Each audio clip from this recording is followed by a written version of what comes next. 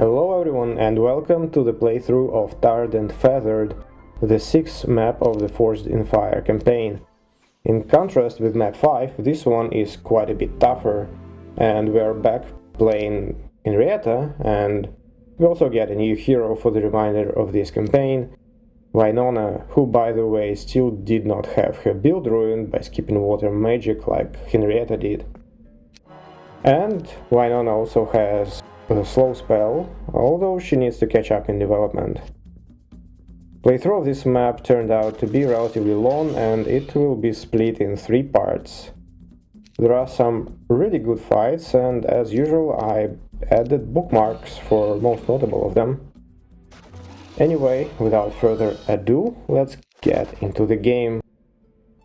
And first thing I did, I sent Henrietta to the west. She needs to pick up green boots, the Wayfarer boots.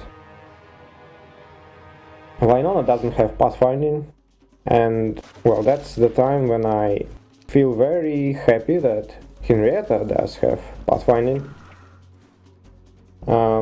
So she actually can do efficient running without any boots, and there are a lot of swamps on this map, so this is actually quite useful.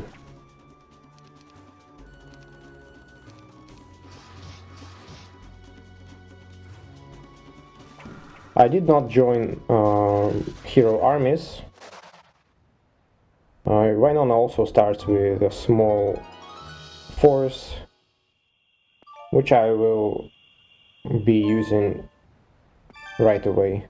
So I don't want to be wasting time, and my plan is to always use both heroes for the most part in different directions, so that that would give me the best speed of expansion.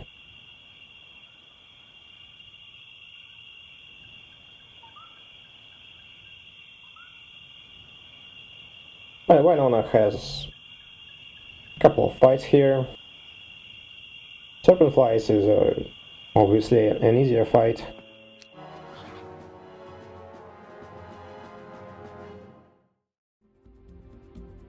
So she has engineers and mechanics. The very obvious way to utilize them is to throw automatons forward and then repair them.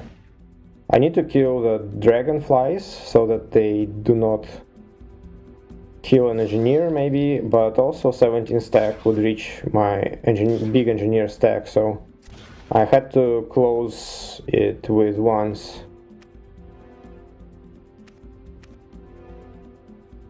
And now just pull back and repair and finish the fight. Almost accidentally attacked with engineer and almost got it killed. Intended to actually shoot with bounty hunters instead. Now this fight is actually quite a bit more difficult.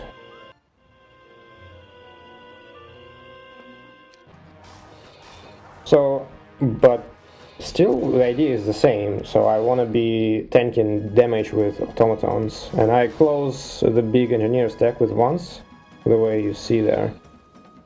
Basically, at the moment this stack is exposed to an attack, wyverns will attack it, and that's something I really want to avoid.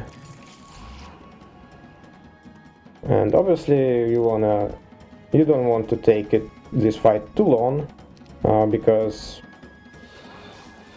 automatons have a very heavy limit, so you may lose them all and you would not be able to repair them more than once. So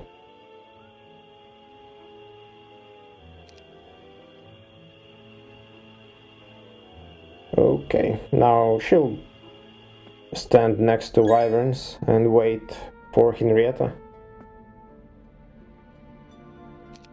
There is really no point, even if I could go south. I mean, I could go south right away, but she would enter swamps and she'd basically stop 5 steps away from here. So it's better to actually wait for boots.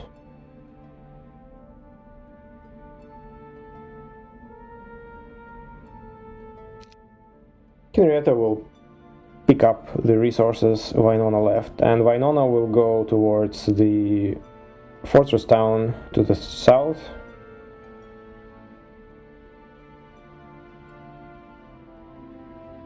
She already has expert water, that's very nice. She will need it.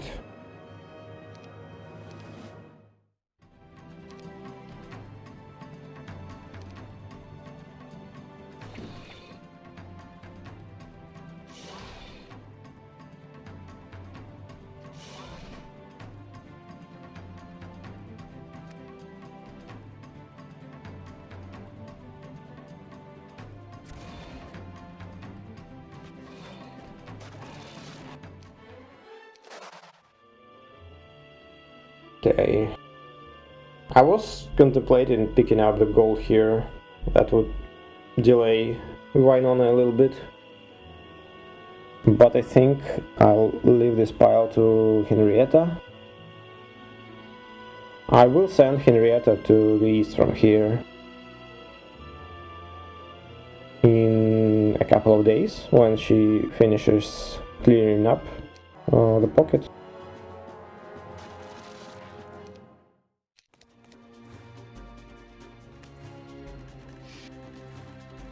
And that's a first somewhat challenging fight. Quite a lot of basilisks to handle. But there is a nice narrow path on the left side, which I will block.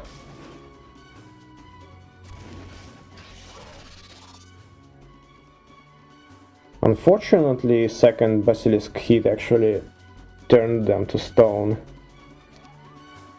If it didn't, a second 14 stack would probably go towards automatons from the top side.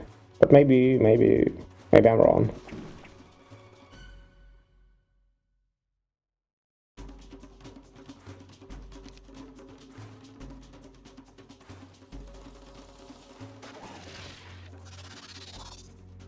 Okay, I can move bounty hunters to the top side now. Kind of a nice little gate there.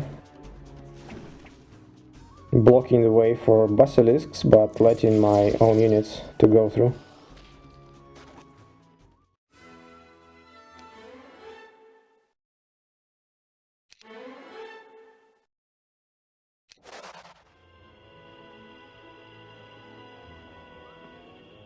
Okay, I also will pick up this creature bank. I need money. I will need to hire at least a couple of heroes as soon as possible, and I will also need to build a mage guild. So that's at least 7,000 gold.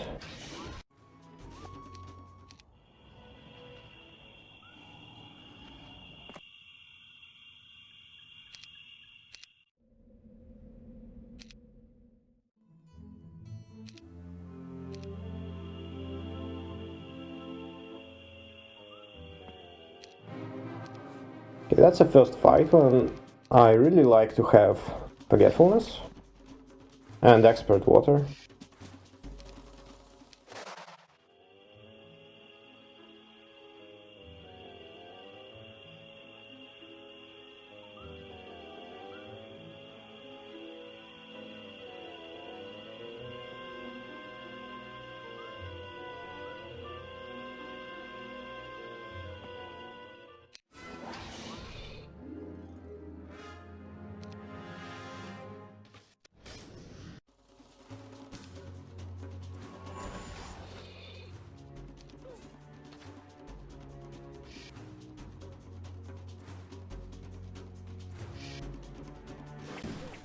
Basically, my idea here, I want to So I see Hydras in enemy army, and Hydras have no retaliation attack, so basically if I can kill everything else and I can delay Hydras on the right side of the battlefield, it will give me all time in the universe to repair automatons that I used to block enemy on the right side, to delay. And so basically that was the idea why I also threw dreadnoughts to the right side.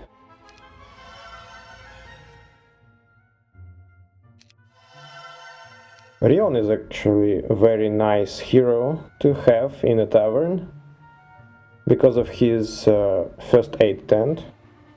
I will actually need it very shortly. There will be somewhat annoying fight maybe, but also kind of maybe instructive in a way.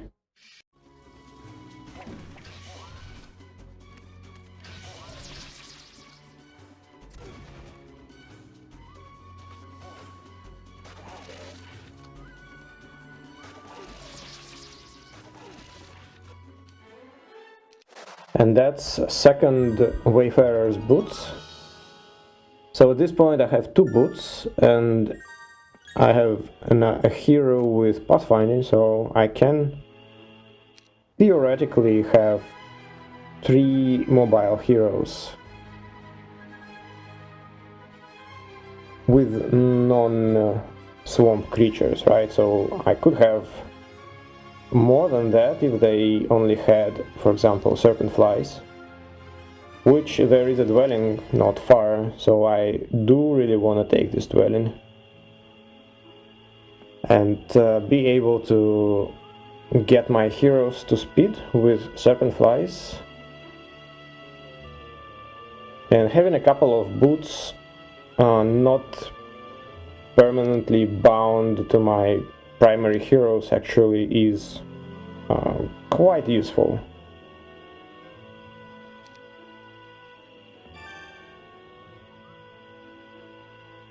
So I'll have Henrietta wait there. I basically want to pass her army by Rion, and Wynona will want to end the turn in the town, so I want her to restore her mana and then clear the peninsula to the left side, the one where you see vampires, gnolls, lizard warriors, etc. So I want her to clear everything, and she will need her full mana pool for that. And because she's very close to the town, so I can use her to do some legwork. Some extra legwork, like pick up resources, maybe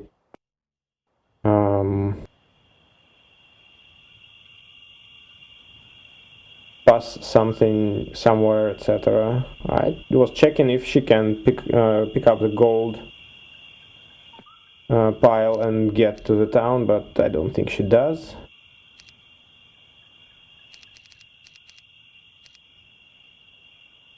Okay, so I'll give these units to Rion. Basically, that's the units I won't be losing against dragonflies. I want him to take the dwelling now. I mean, to at least remove the guard.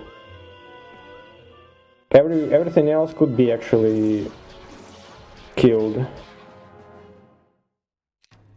by dragonflies, and with just these units there is no threat like this.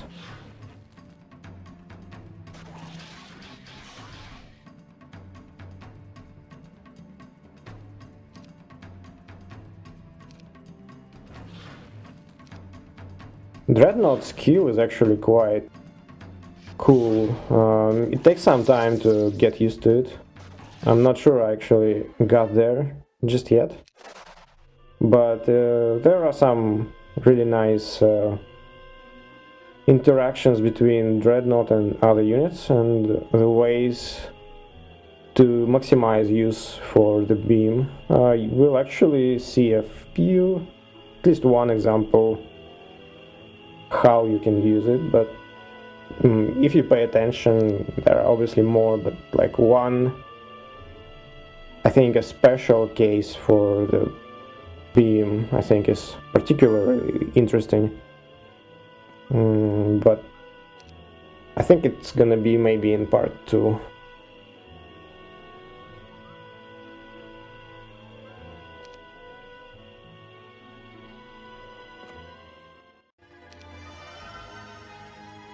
Okay, so Wynona, I will be splitting my army, and Wynona is in the Gyrzan with the army I left her.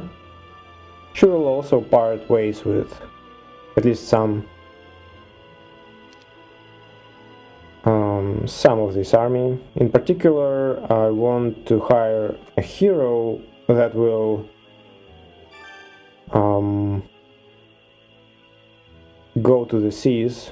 There is a boat not far from this town, and this hero I want to be able to take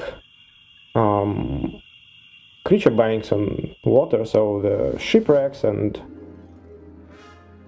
such. So I will give this hero a dreadnought. That's more than enough, and it doesn't really hinder Wynona's army strength too much.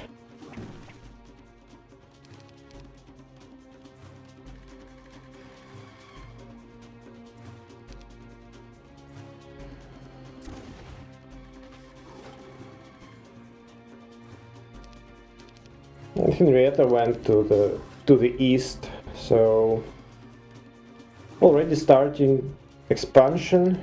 Her army is quite a bit like what I had in map 2, I think. Maybe map 3 as well, quite similar. So it's very familiar. Okay, that's not great. I'll probably have to cast haste here to repair automatons and finish the fight before they kill one engineer. And yeah, I wanted her to pick up this chest in particular. Now I can hire a hero. I had to build Mage Guild first, because I want Wynona to restore mana. Obviously that was the top priority.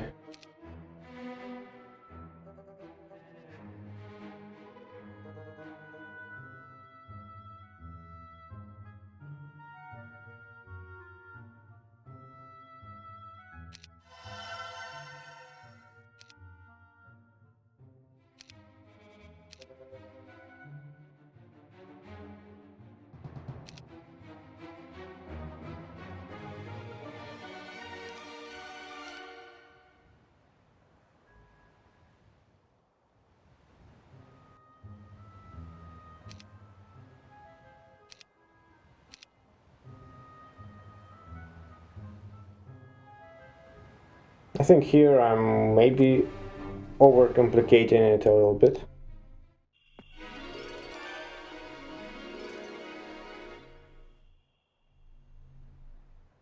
Maybe not. Basically what I want to do is I want to send Elishar to the boat, and also I want to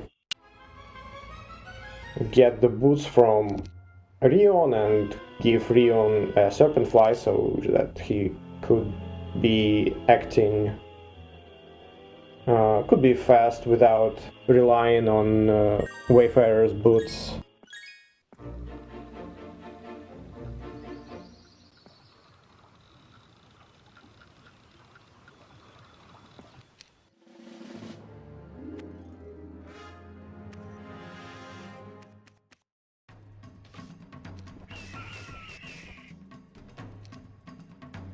Yeah, automatons are extremely good unit because they are high value and they're constantly focused by AI, and a nice end of the turn on a mine.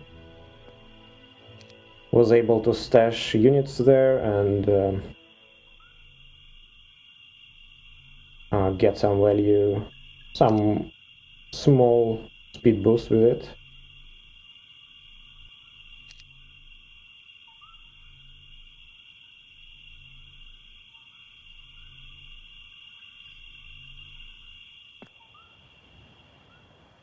Okay, now Rion has Serpent Flies and can hand off boots to Wynona. Wynona will take Griffins with her. She'll need them for one of the fights. You could as well bring Serpent Flies instead. Could be easier. Okay, now Elashar with one robot will embark on a boat.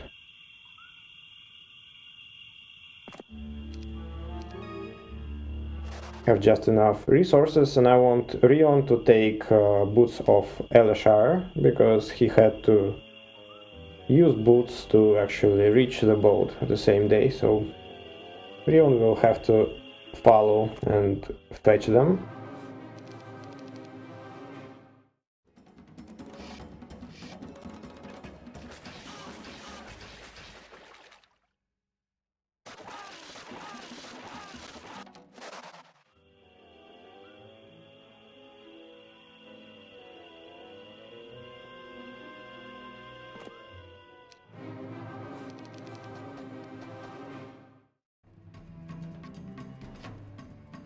So for now I want to preserve Griffins.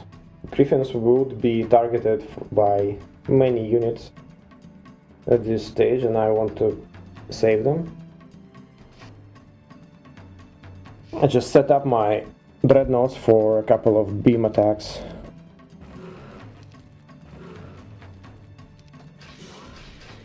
It should be fine now. A couple of gnolls killed by worms.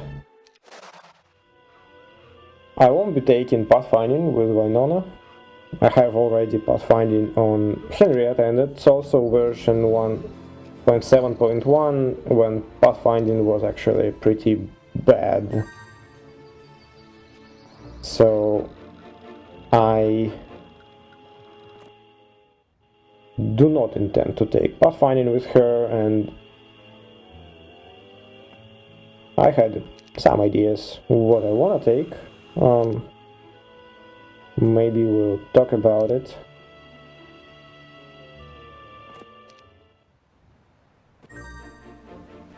Well, why not? So what skills does she already have? She has wisdom, she has scouting, obviously, because of her specialty. She has earth and water magic.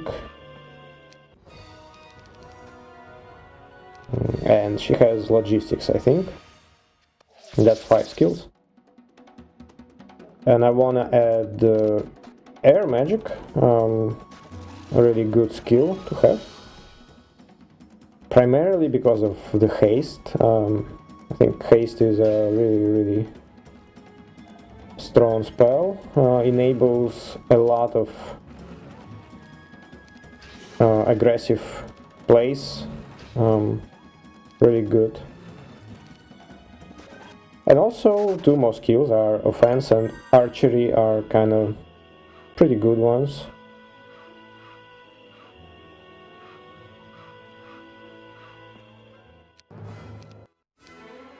So she got offered air magic, that's good. I'm trying to win the fights with as little mana spending as possible, because I will need a lot of mana on vampires. And I'll skip them for now, I will be fighting them on my way back.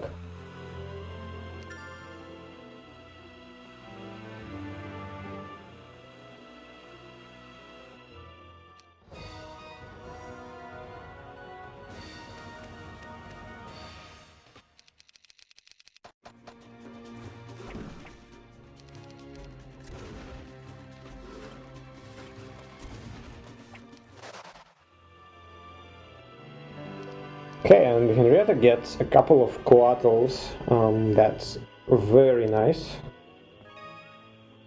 And also she has tactics, so it's very good addition. Now she will have no trouble dealing with dragonflies, for example. Before that, I mean, I could use some, probably wouldn't be that difficult still, but with coatls it's a bit more convenient and also less dangerous.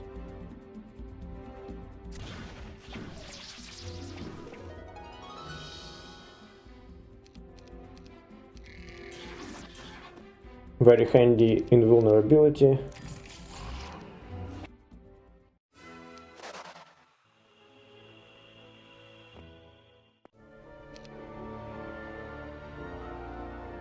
And we can get our first lighthouse, it's gonna be pretty useful. Elashar is on the boat already.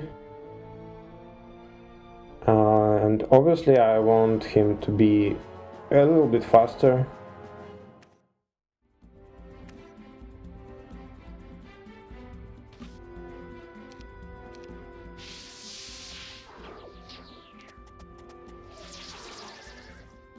Okay, some unfortunate morale, but not big deal.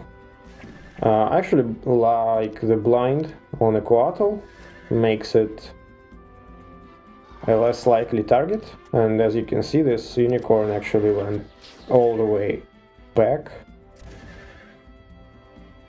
Basically, what else could I want really?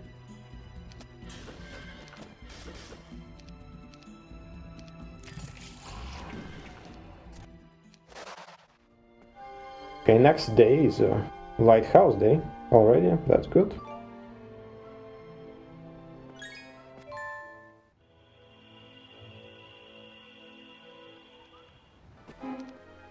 And Elashar is doing some good things here, getting money, getting resources. Overall, kind of, you wanna send a hero right away to the seas. It's just too much resources to skip.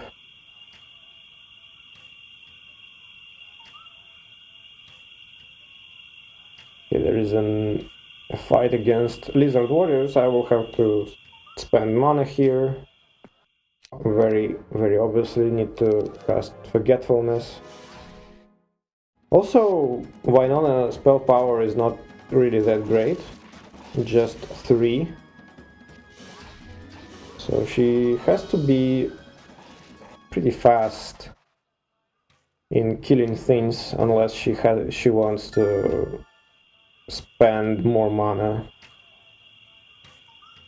And now the fight that I will need the first aid tent for. So if it was like 7 stacks, it would be quite a bit easier as a fight, but 82 elementals is kind of crazy. So idea is that's a big water elemental stack, and a big elemental stack will prefer attacking worms, because worms are like the biggest stack I have, and it's not big enough for AI to be scared of it. So I will use worms to kite them around while my first aid tent kills dreadnoughts. Basically, both dreadnoughts were very low after 1 hit.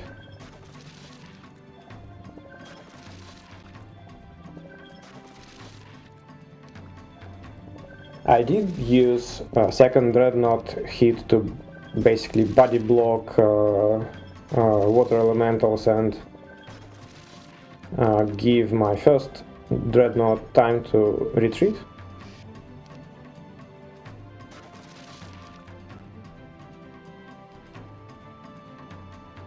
Second wave.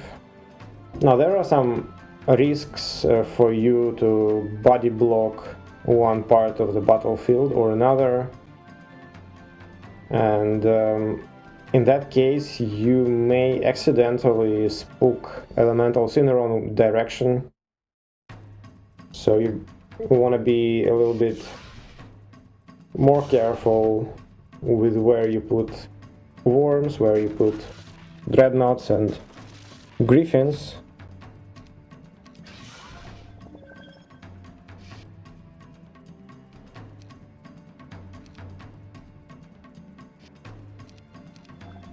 So he went there, and probably... Okay, so that's a bit of a risky moment.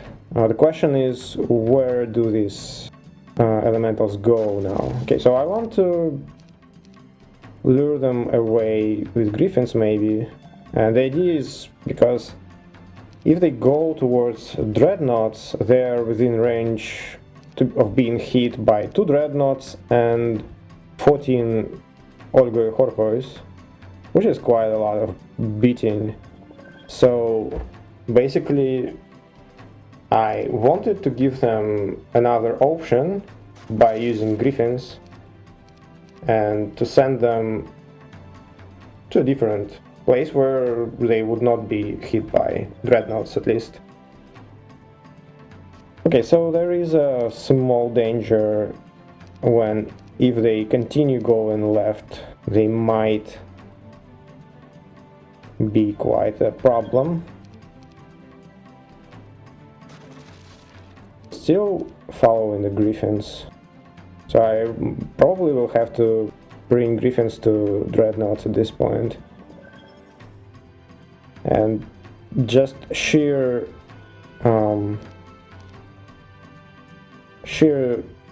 threat of dreadnoughts basically forces elementals to delay a little bit. It buys me more time though.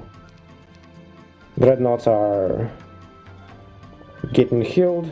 Okay, so I will be attacking. They're probably healthy enough already, so should be good.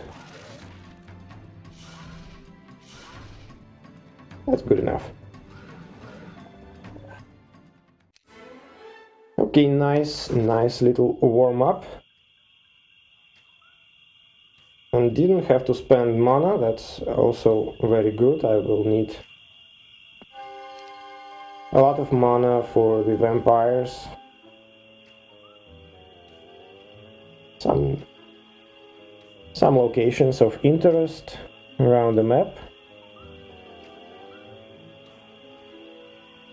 This brown hero is actually, I think, is one of the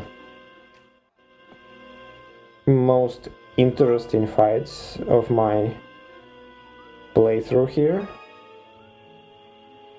Will take place in part 2. Make sure to tune in. I think it was really good. In initial campaign version, the 1.7.0, there was a force field on the map, and also I think blind was not disabled, so you could get blind when you get a Tome of Fire magic. So it kind of is, I think, very easy, to be honest. Force Field is a very strong spell. You can abuse AI in so many ways with it, so I think it trivialized many fights. And not to mention blind, obviously, is also a very strong spell. But in this version you actually do not have either of those, and I think it makes for an interesting challenge.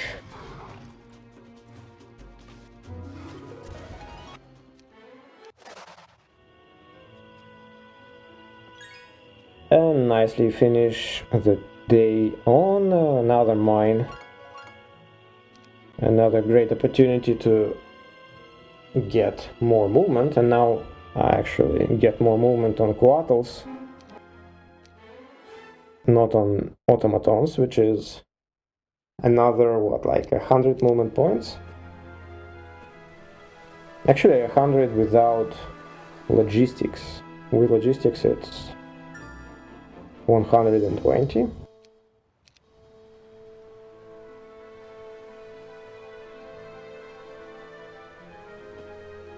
Every bit counts.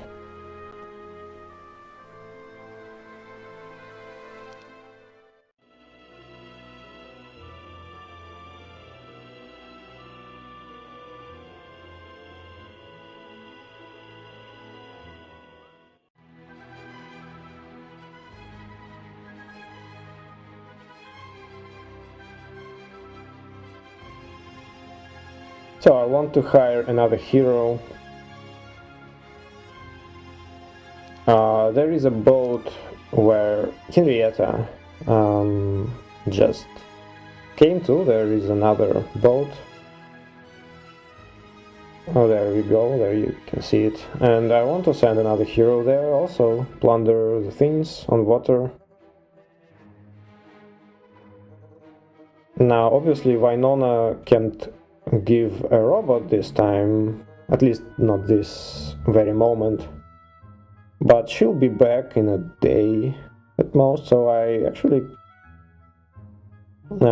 can and will be able to pass a robot to that hero.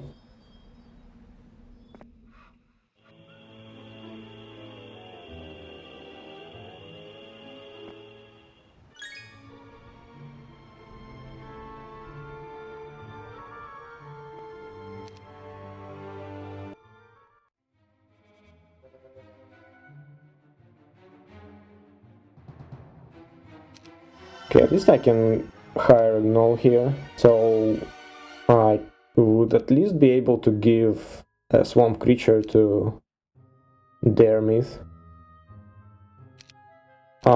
Best would be if I actually prepared for this situation and leave a couple of serpent flies here.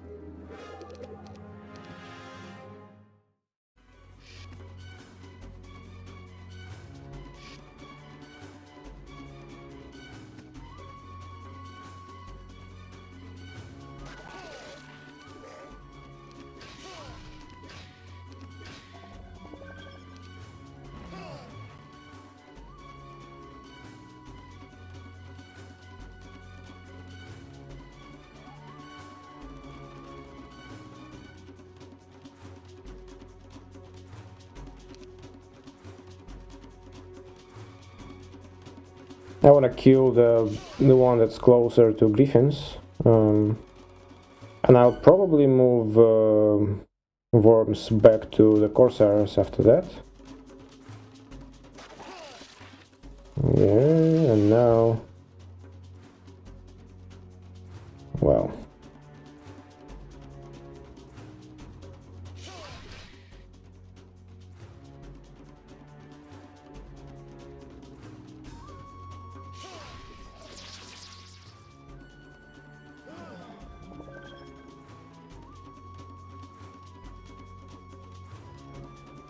I could be losing a griffin now if I don't kill the 9. Okay, at least I... okay. Although, I shouldn't be, right? Because Forgetfulness actually reduces melee damage as well. So... it's kind of a very nice perk. Oh, thank you, fence.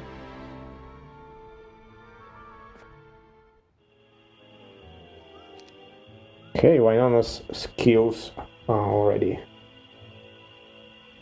shaped up and look pretty good.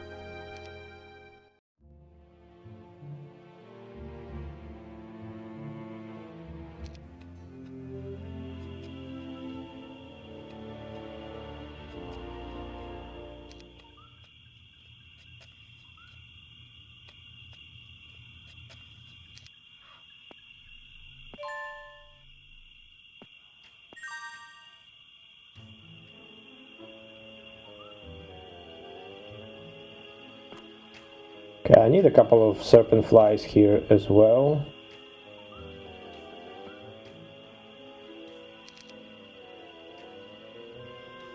This vampire fight is actually pretty tough.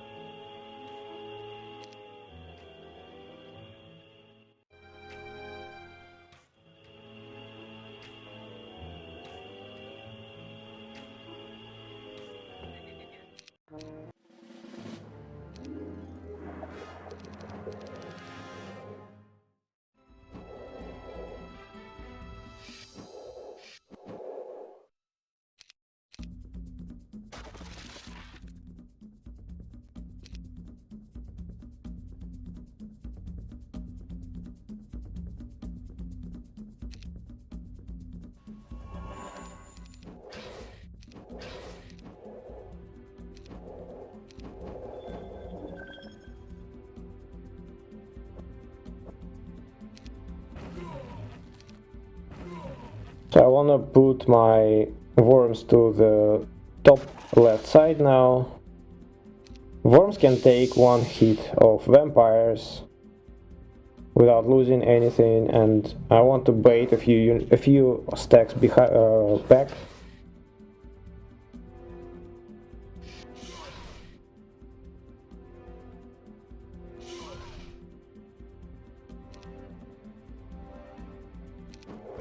So I got my worms hit. Now I can use Cure. It will restore health on all 3 units. That's very good.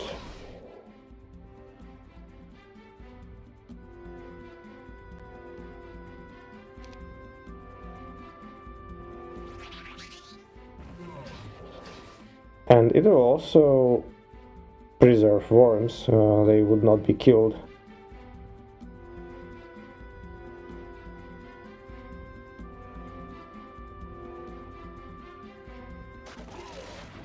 Yeah, actually a good call, I didn't pay attention now.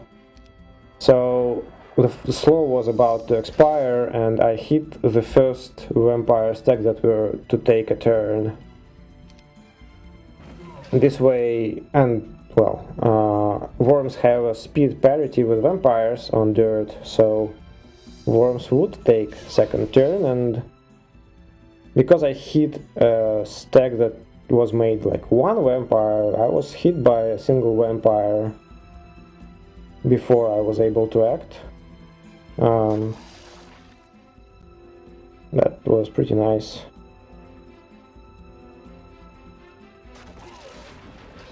Okay, I'm setting up worms to be hit. Maybe I should heal them up. Maybe after the 4 stack hits, actually. Yeah, now you can cure and... it's good. It's good, okay. Now dreadnoughts are healthy, I just should pull the worms away. Could actually eat a corpse. I didn't think about it.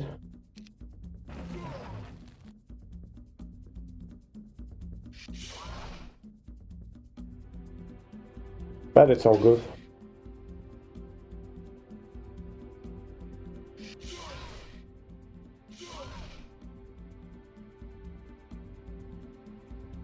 No, shouldn't attack now. Slow is about to expire, so I should actually wait. Yeah, it was a way to lose a worm there.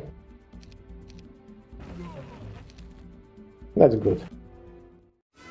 Now I spent a lot of money there, but it's now I got +2 attack, and +2 attack is not that bad actually.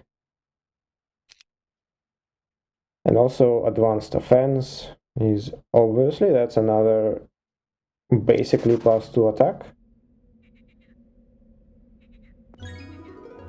I mean, advanced versus basic is same as getting +2 attack against neutrals anyway. Against heroes, it could be different.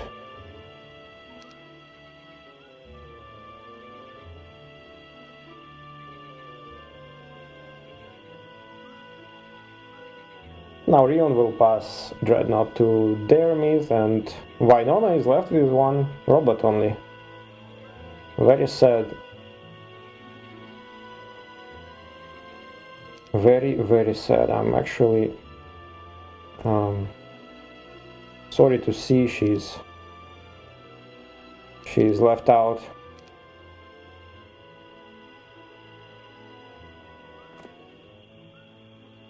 Gave Dermith the boots so that she would take less than 3 months to get to the boat. Very, very nice.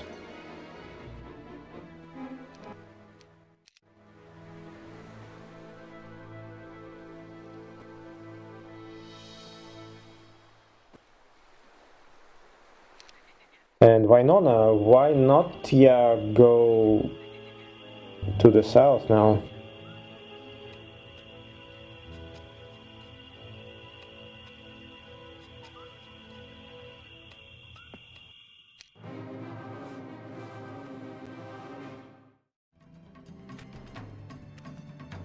Okay, Henrietta's is having some chill time here.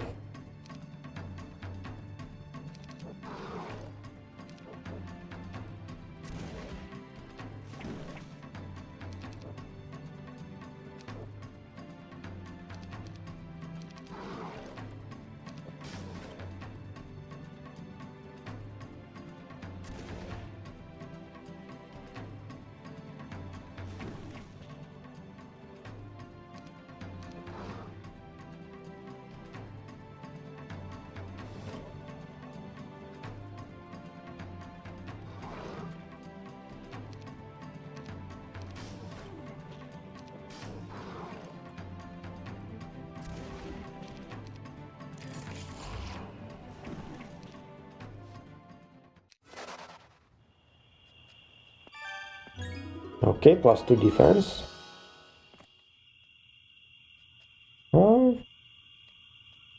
Not gonna lie, there will be a couple of decent fights for Henrietta soon as well. She'll have to fight some things that maybe are not so trivial, but definitely Wynona has a much more difficult time.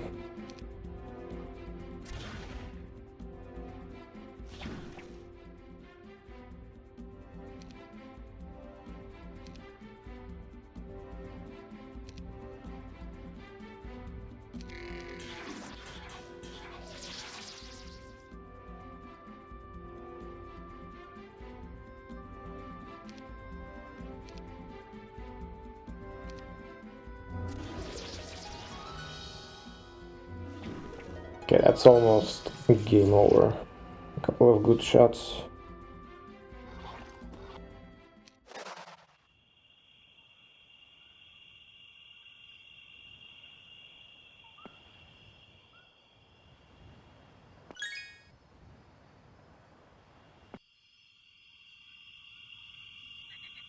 There are a couple of major resources you would need to collect here. That's, I would say, for the most part, gems and crystals. Other resources are also required.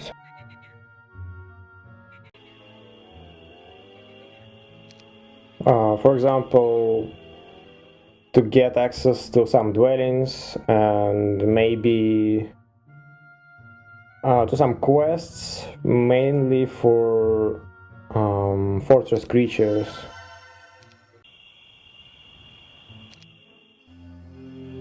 But crystals are required for the most part to get quattles, I think, and gems are required to unlock various things around the map, such as pathways, some quests for items, and things like that. So I'd say that crystals and gems are kind of way more important in general than the rest. But if you want to get more units, more factory fortress units, then you would also need to pick sulfur and mercury, and basically, and wood and ore as well. They are also required for creatures.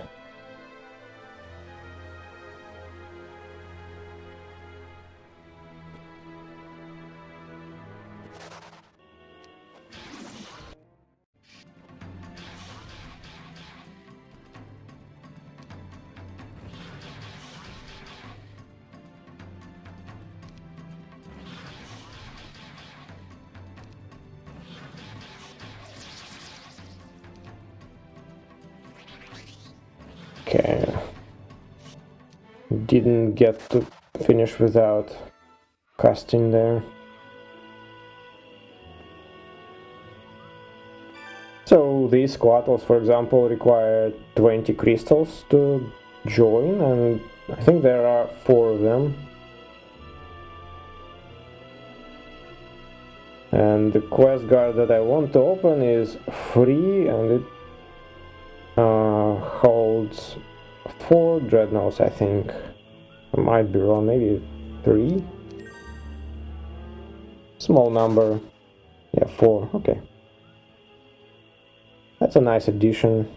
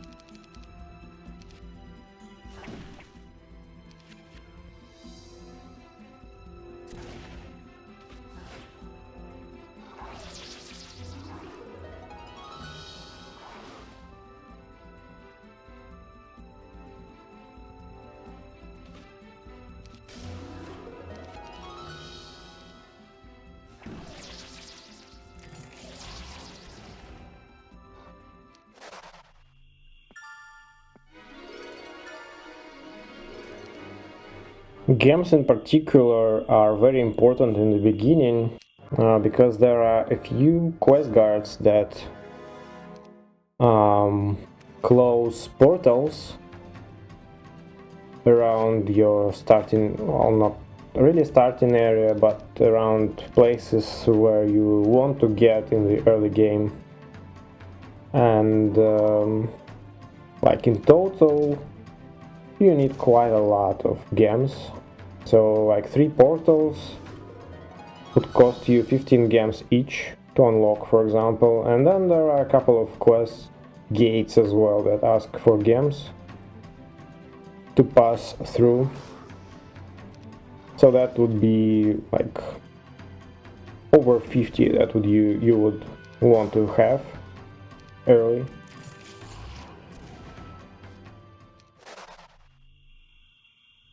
And the Shaman's Puppet, that's a very, very good artifact. And that's our second town.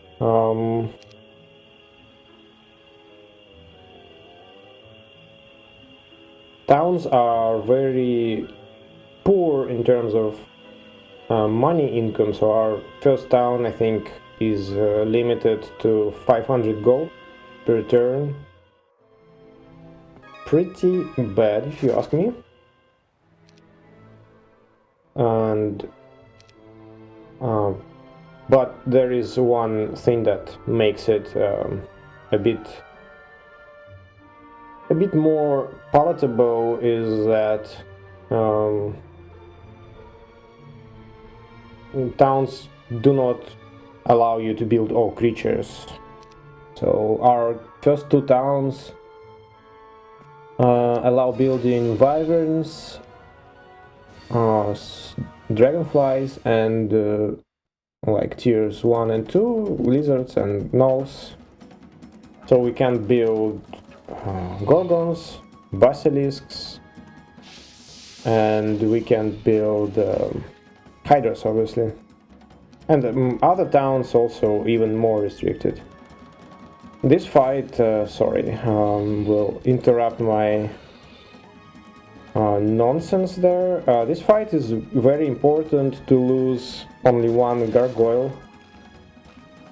Well, it's important for me because I did not bring serpent flies alone with Wynona, and I don't want to delay her. I could bring a few more extra units, but basically you want to have 6 expendable units at this point, and you want to preserve them until you actually need them. And we are approaching a very interesting fight, I feel like.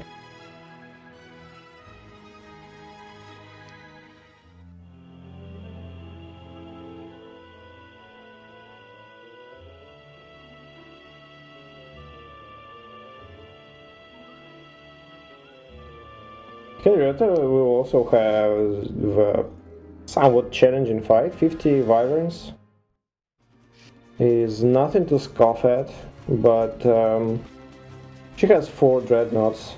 You can imagine 4 dreadnoughts are gonna be dishing out some crazy damage. And Shaman Puppet already kicks in.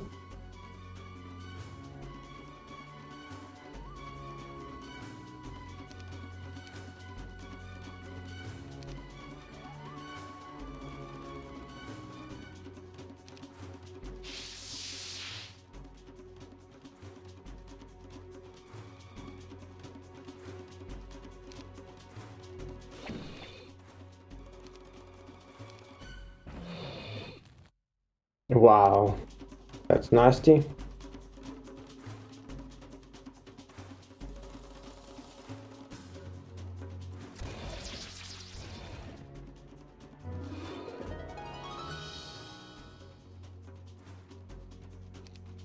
I should probably focus on automatons. That's perfect. Now I can actually beam first and then repair, and that would be basically a game over.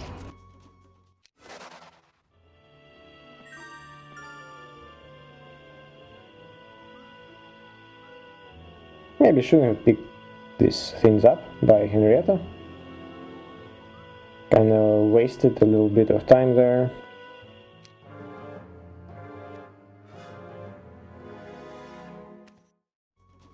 The town is also decently guarded, as you can see. Even bigger wyvern stacks.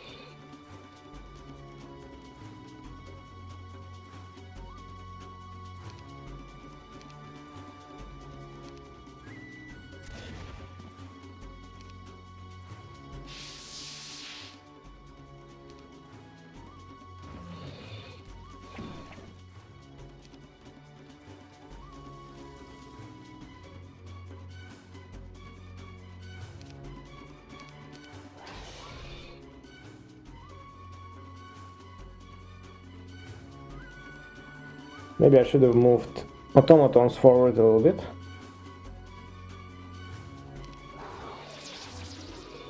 Oh man.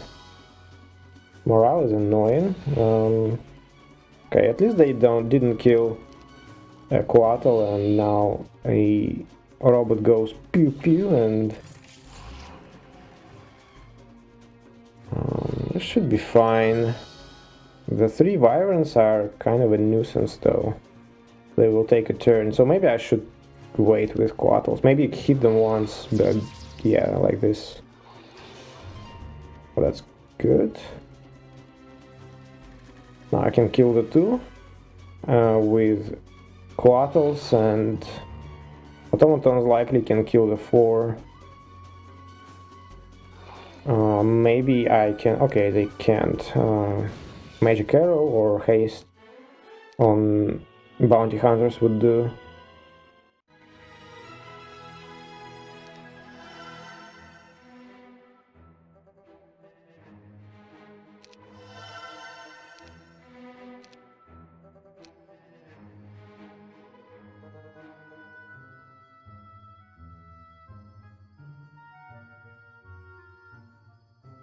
Yeah, okay, there is another boat, as you can see, and I will send Chtiqli to this boat. And he will actually not take any dreadnoughts, not because he doesn't have to fight anything there, but because there is actually a stack of dreadnoughts to be picked up not far from this location, and he will go and do that first. Okay, Wynona will have a couple of warm-up fights. She has not a lot of mana.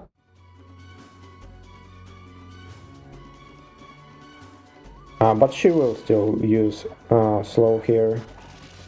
A very nice obstacle that gives me the edge here.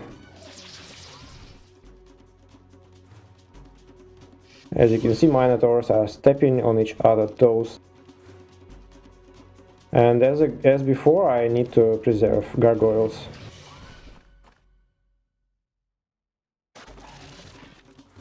A very good split, and now gargoyles will move away, and well, I don't want to leave robots there, but I can engage at this point.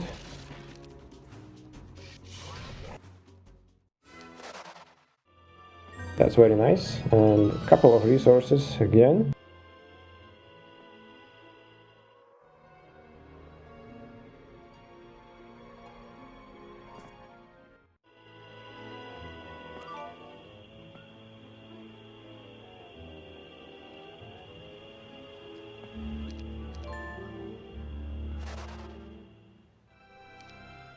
Another boat, another voyage, you could say.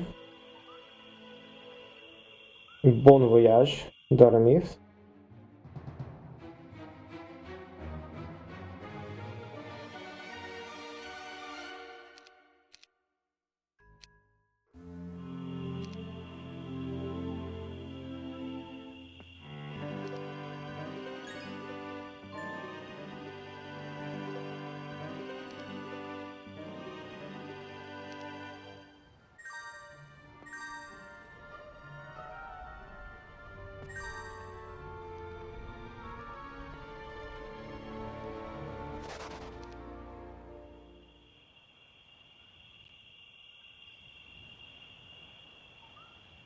Yeah, very nice magic well, as you can see there.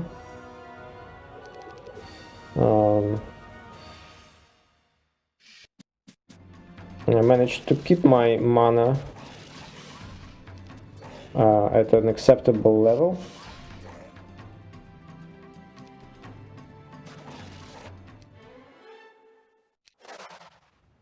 And didn't have to skip any fight to do that, so that's actually pretty good. Okay, I made a mistake there. Should have moved Rion horizontally first and then trade. Now he can't because he has a robot. Small mistake.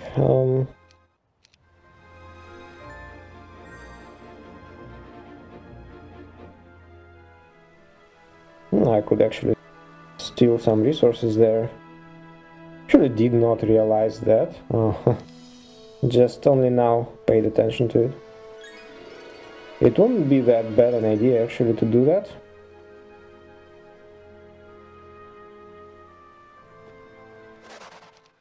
And here are the dreadnoughts waiting in bushes, in ambush. Okay, Henrietta doesn't delay, she moves forward. Basically that's my idea. I don't want to be wasting time and I don't want to be skipping important fights ideally. So the next fight is gonna be glorious, I think. You might enjoy it, I had a lot of fun with it. Took me quite a few attempts to actually nail it.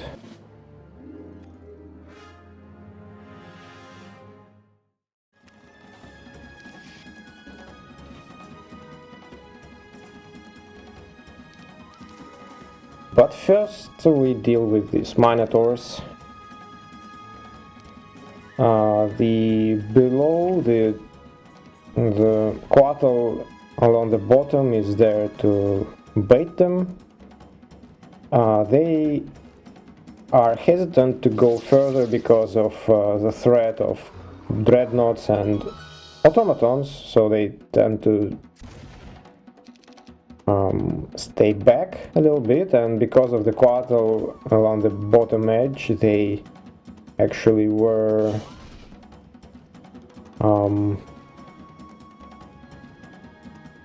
fine in their opinion to stay back because they were reaching the quattle, right? And now when I pulled it back they actually don't have anything good to do, so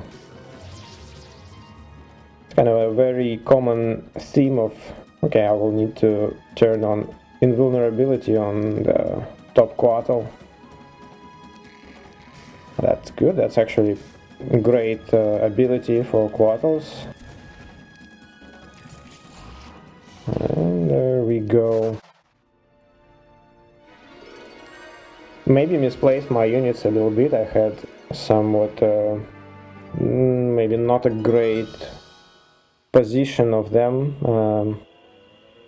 Lots of obstacles for dreadnoughts beam, and this fountain is actually instrumental to my success in this fight.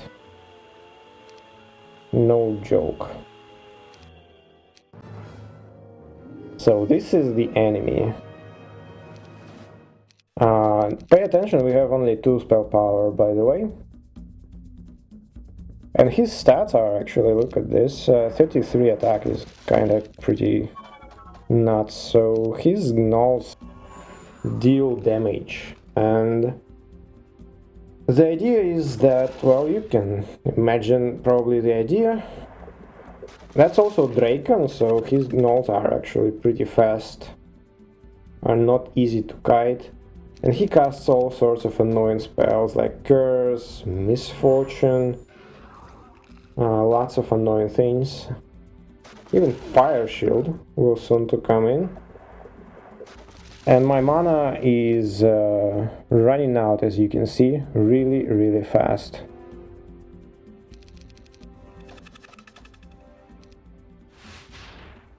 So I have to cast Dispel. My plan is to kill upgraded gnolls first.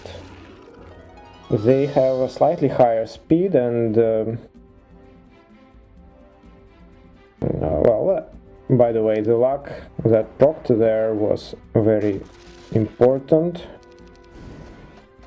Actually, I just am short just a little bit of spell points in this fight to be winning this fight without any luck.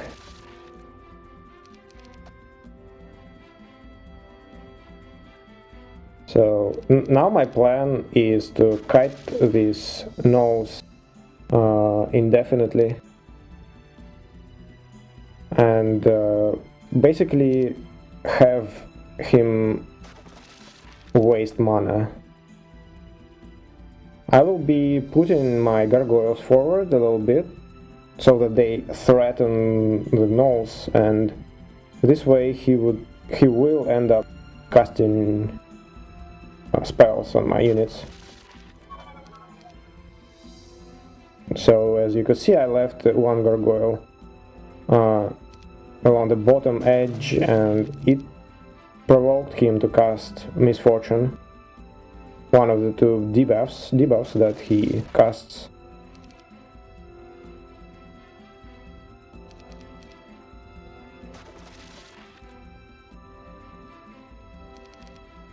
So I want to do that in order to get obviously some maybe luck procs, and also not having to deal with the curse constantly. I will run out of mana way too fast if I always have to cast slow and bless, and with my spell power it's basically I have to cast every turn. And I'm not eating the upgraded Gnoll corpse just yet. It has a very, very important reason. Once again, I put one gargoyle forward to provoke him casting a spell.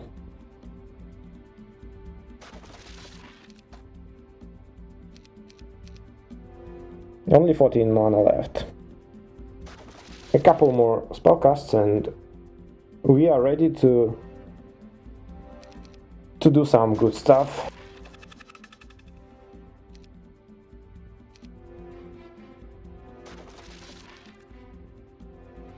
Like basically AI casts spells here to reduce damage that I can deal with one gargoyle. Maybe it's a little bit silly,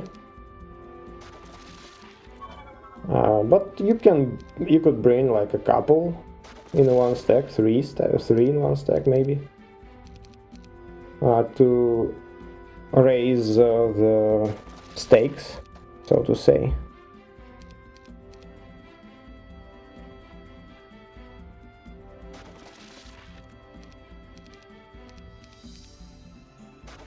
Anyway, so his spell points are drained. Now I will just make sure that debuffs are run out on my units before I do anything.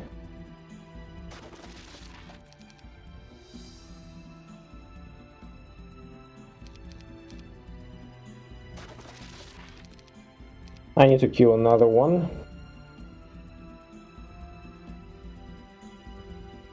Ideally, if I can do the killing with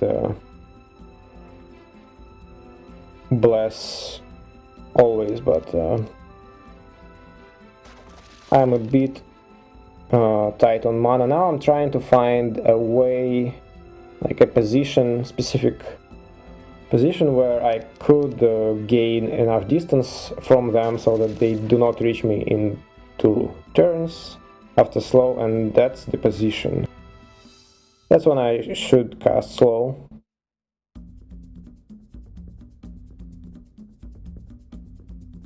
Yeah, I think I'm just checking the distance and it'll be good. Slow. And they're far enough.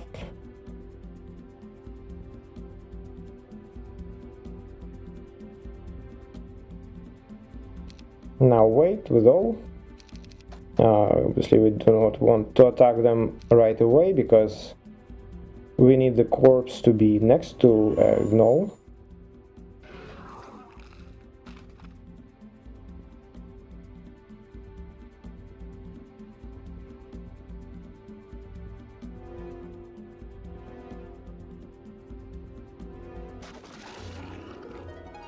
And there was another luck. That's beautiful. Actually, I'm not sure if I needed it. Well, I will definitely take advantage of it, because now I don't have to cast Bless on the second round on the same Gnoll. So that's basically 2 times when I actually would really want to get my luck procced, and and now I will just well, I didn't cast Bless, and I will just have to cast Slow at this point to finish this null.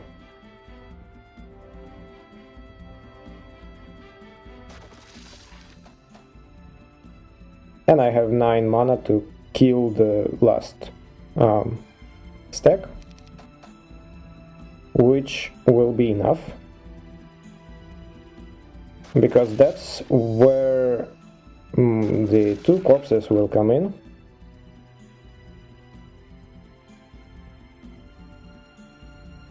If I did eat first corpse before that, I would actually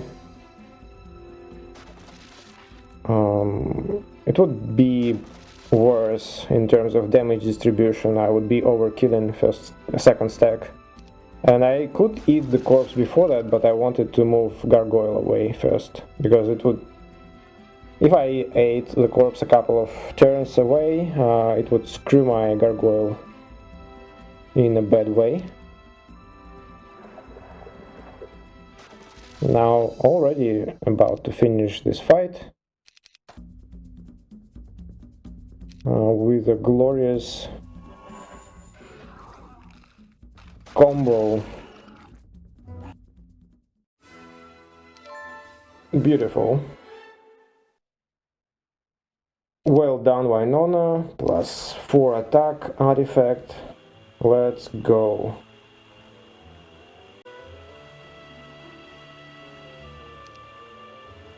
Okay, that was a pretty tough fight. I don't know what you think. I thought it was...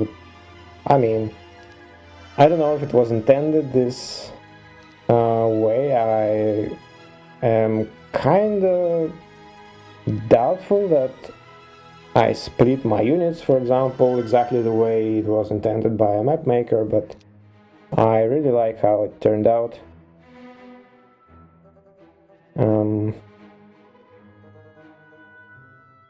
Okay, so I'm making a bit of a preparation here. So I had a bit of a sit down after this fight,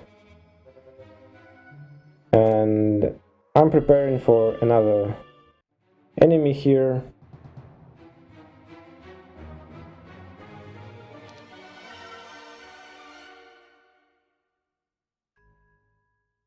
And these couple of heroes will be important for that fight.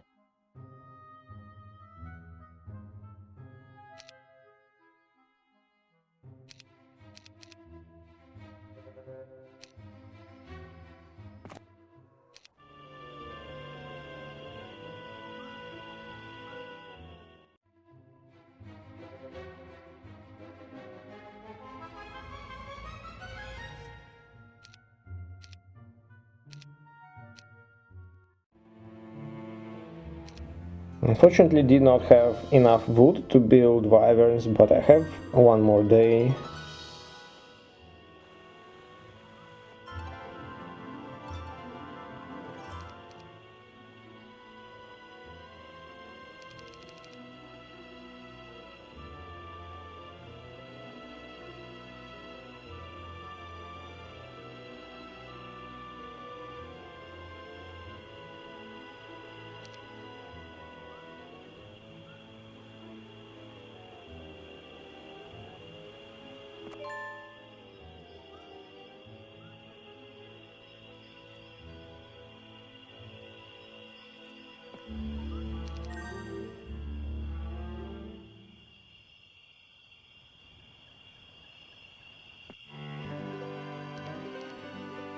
And a reward for killing this enemy, 5 coatls, for 20 crystals in addition to that, but that's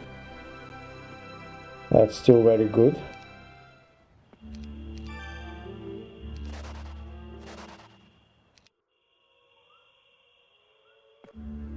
Chtiqli will try to save the troglodyte when he fights in shipwrecks.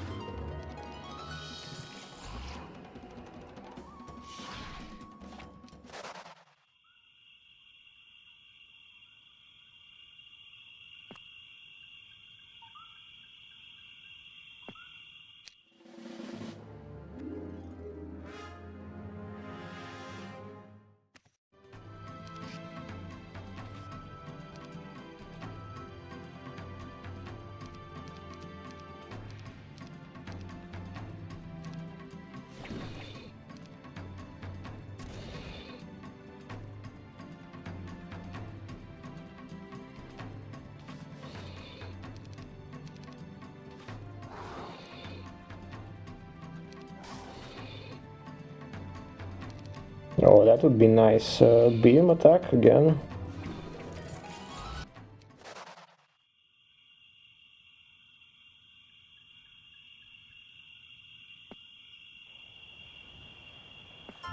It was pretty cool to experiment with different army positioning options and kind of get a feel what works best with Juggernaut, Dreadnought beams. You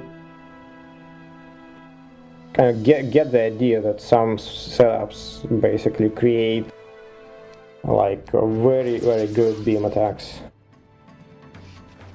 and some setups create terrible beam attacks. So kind of a nice thing about Factory.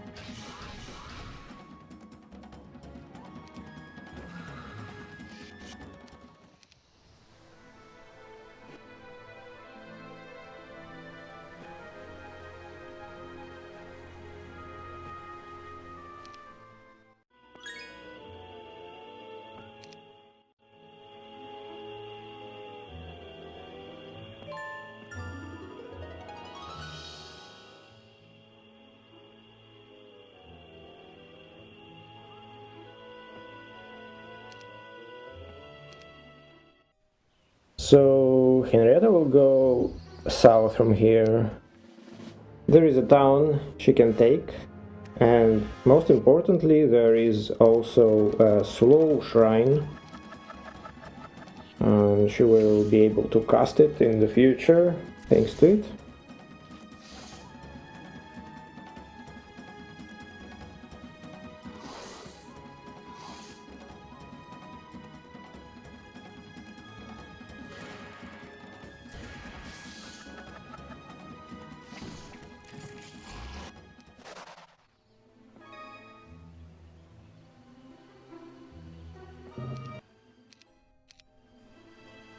There you could see next enemy that Wynona will also be fighting, the brown hero, and I'll bring two heroes that I hired.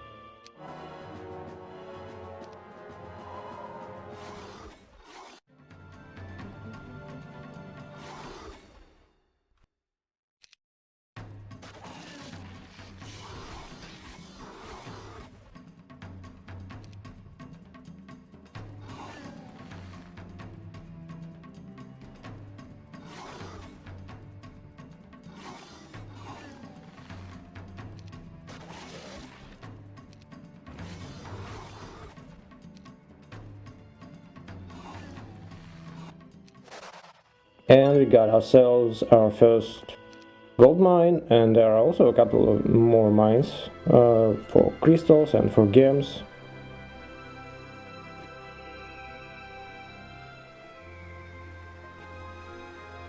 And I'll pass a dreadnought from Chtiqli, and I can dismiss him for now.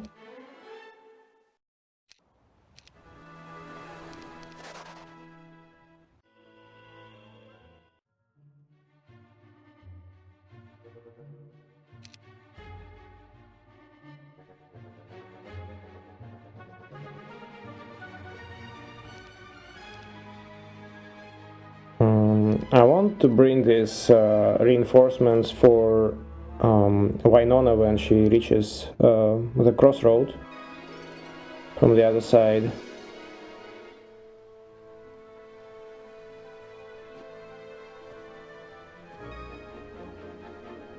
Some pretty tough enemy waiting there.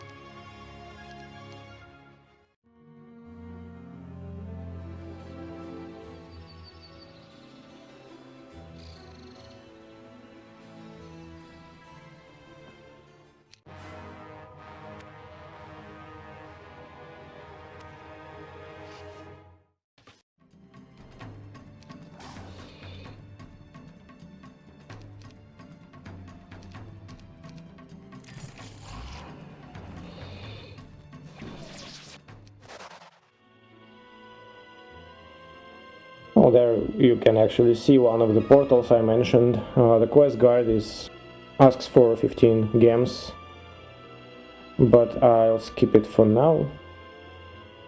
There is a town. You can actually see the town on a mini-map.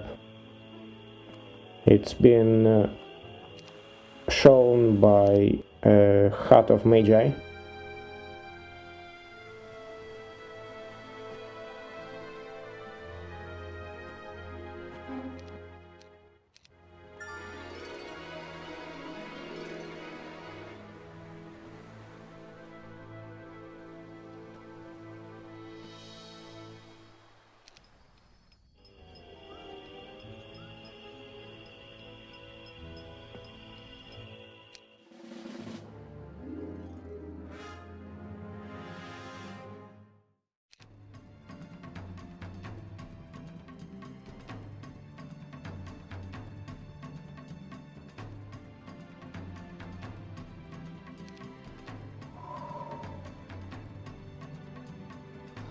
Wynona has to be conservative with mana spending again.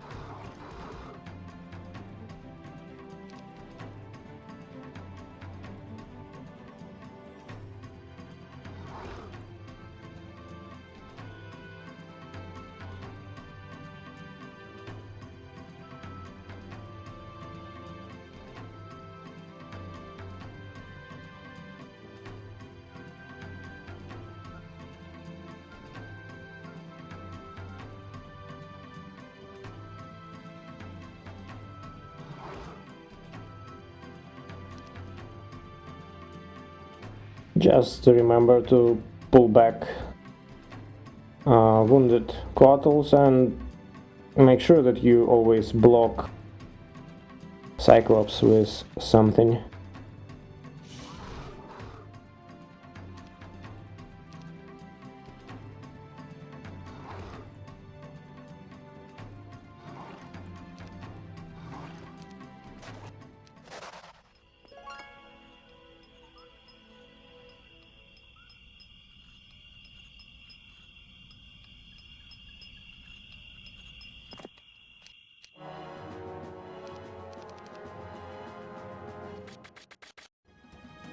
A very nice obstacle.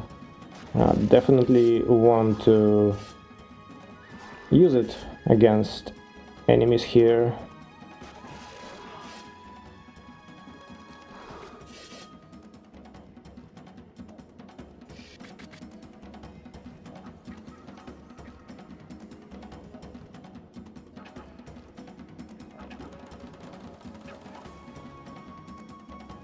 I think maybe hit with quattles and wait with worms.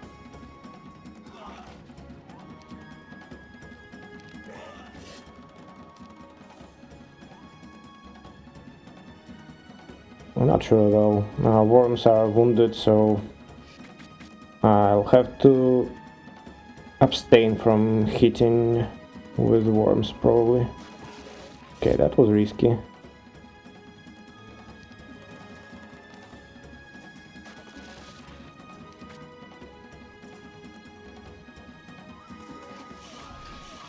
Yeah, okay, it made sense to hit the two, so that another two would also attack and be killed by retaliation. Simplified the fight a little bit.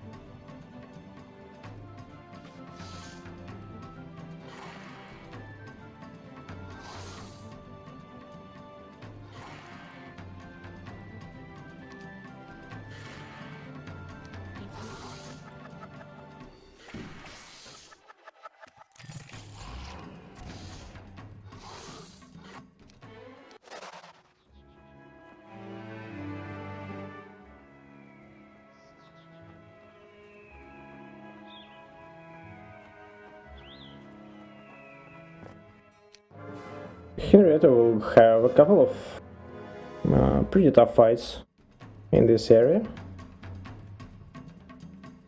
This one is maybe like a warm-up, not a couple. Okay, that I meant this fight. It's not really tough. It's a good warm-up, but a second fight is kind of much more tough.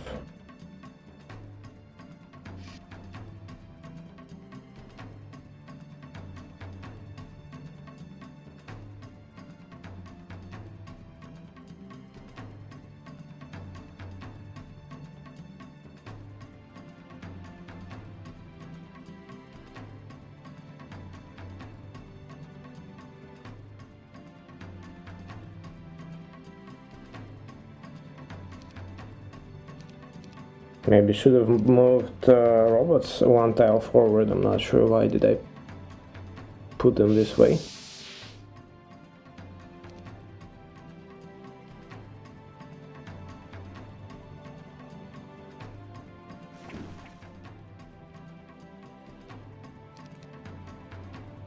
Maybe Maybe it provoked the basilisks, I'm not sure actually. Might. But not, I mean, I don't know. Doesn't make too much sense to me. Not a bad stone gaze, but I would prefer my bottom stacks to be stone gazed, not the ones on the top. In general, stone gaze though is very beneficial because a creature that is turned to stone takes less damage, so it only helps you basically to survive.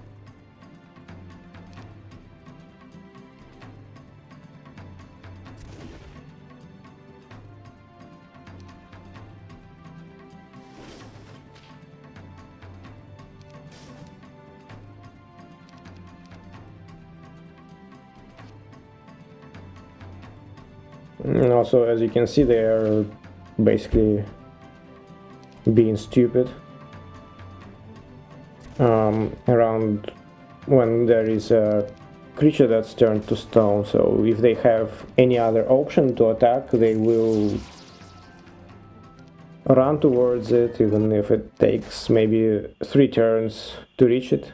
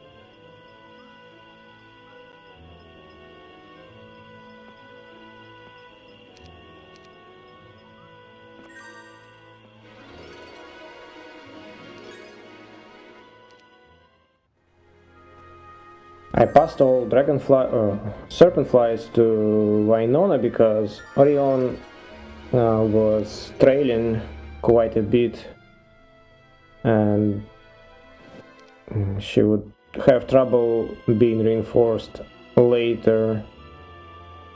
Little did I know that it was a bad decision. Likely. Because I will soon lose most of them.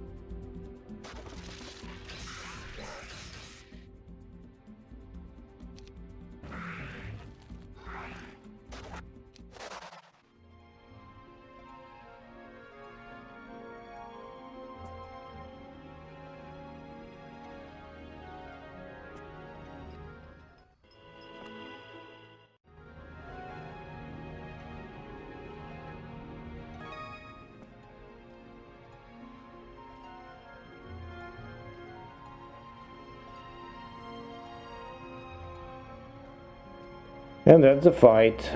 These Ifrits will be a nightmare. Also an upgraded stack. Really annoying to deal with.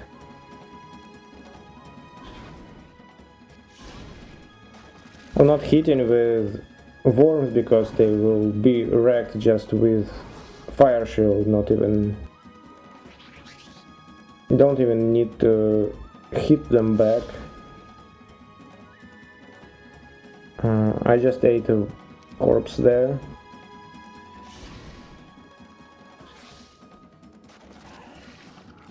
Now heal up and finish. Ended up losing 6.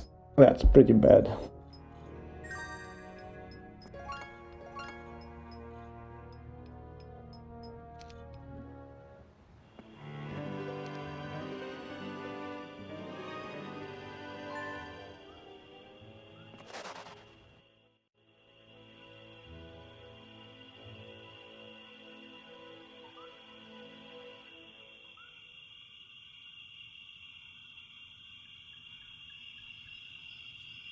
Okay, Wynona is still a couple of days away from here, and the two major actors of the next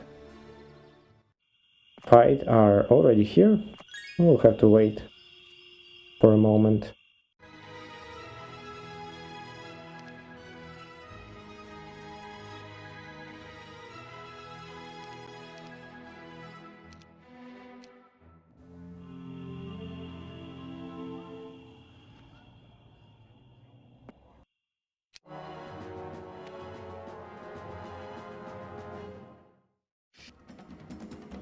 Well, that's a pretty nasty battlefield. As you can see, they could all get stuck from the bottom side if I just plug the hole on the left side with a two-tile creature like automatons or dreadnoughts. Just one can do. In this case it will be automatons most likely, and kill whatever comes around, like this 8 gorgons on the right side.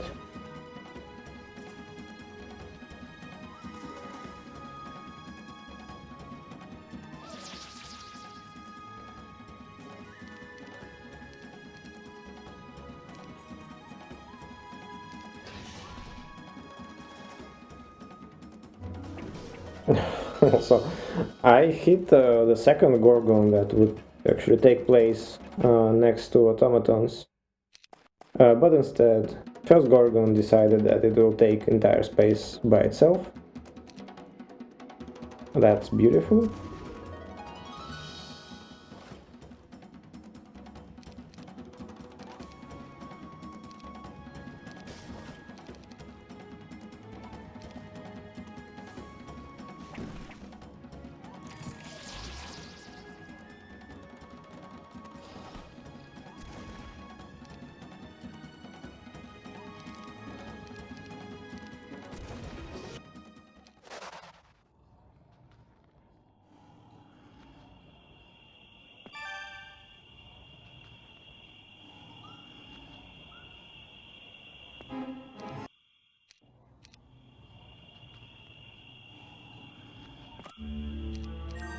And that's a pretty tough fight, actually. There are quite decent basilisk stacks. The battlefield is pretty similar to the one before, but there is no second obstacle on the top, so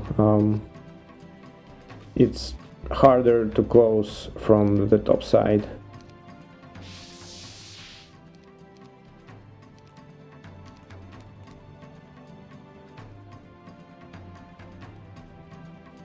Juicy coatls, as you can see, they all ran towards them, and also because they do not want to get punched by Dreadnought.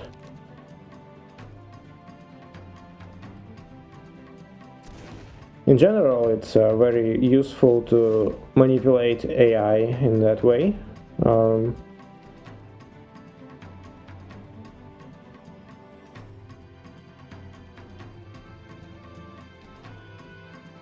Here, for example, quattles are quite valuable, and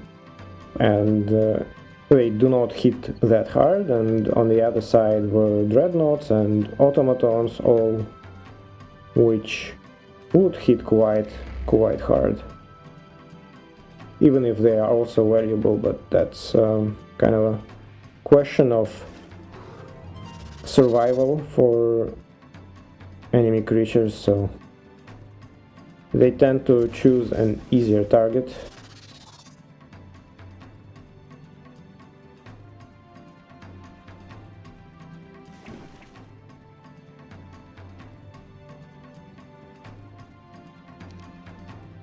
Maybe I should have cast shield. I'm kind of trying to... Oh, I did cast shield, so sorry. I didn't pay attention.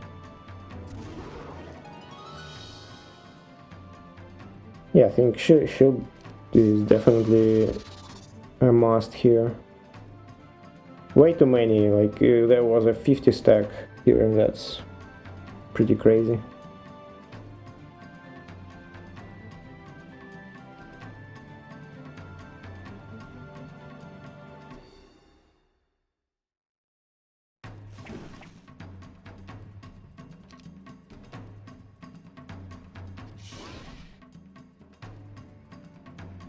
Kind of my mechanical unit, the dreadnought and automaton position is a bit suboptimal. Time and time again, I just can't use a beam, which is annoying. Now I could actually, but I think I will mess up. Or maybe, I mean, now I think I should hit 19 stack. And I will hit the 11. Yeah, I should have hit 19 and then use a beam to hit the 2. But I'm not sure it would be necessarily the right decision, because 25 would then ram into my dreadnoughts, so... kind of trying to manage my the damage my tank units take. Coatl is pretty low on the left side. Would probably reduce, like maybe kill the 8 stack.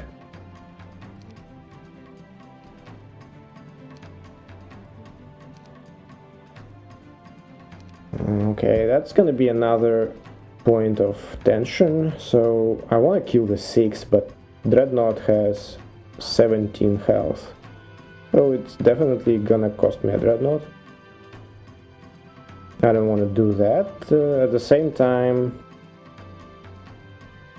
I don't want to be wasting turns with Dreadnought, so I'm contemplating what do I do here. Just defend and pray that it survives another hit from the 6 stack and it doesn't get destroyed later.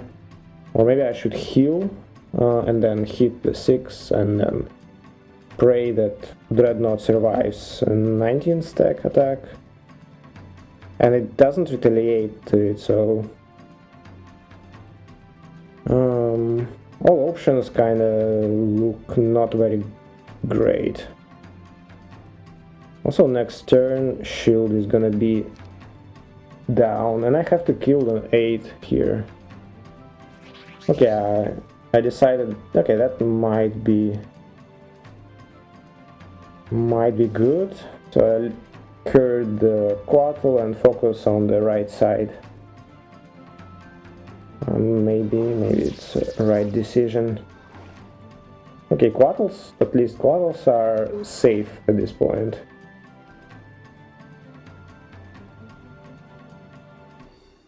Okay, I should kill the 8. Maybe cure as well. Cure. Yeah, cure should cure. Okay, now it's all good. Now it's all good.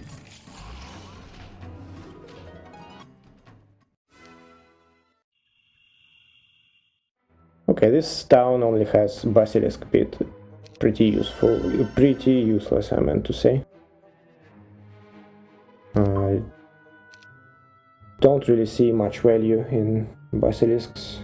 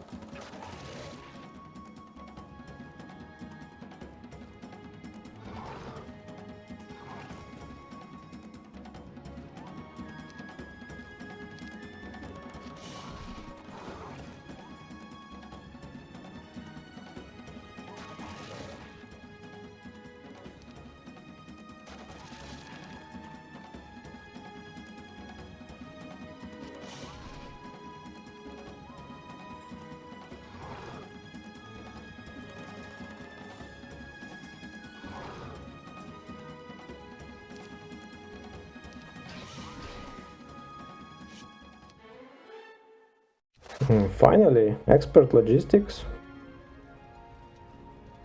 So her movement is nearing 1,000, so at this point I want to pick up as much as she can and then end her turn on a watering place.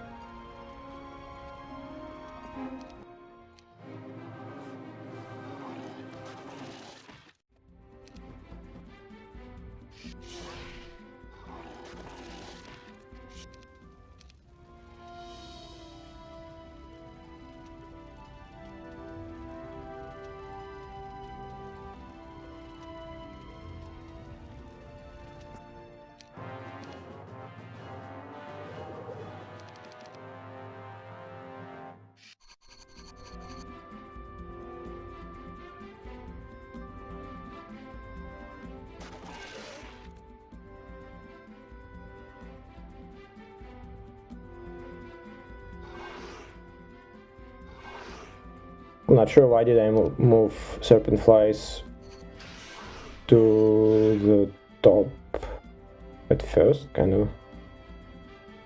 Maybe I thought that I would put my other units to different positions to attack Medusas on the top.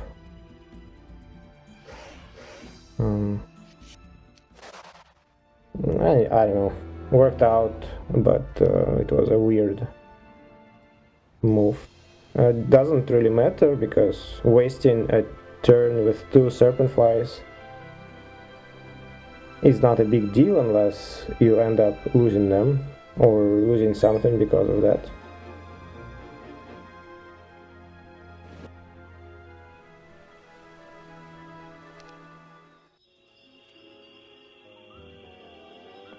Okay, so next day is gonna be the fight against this fella.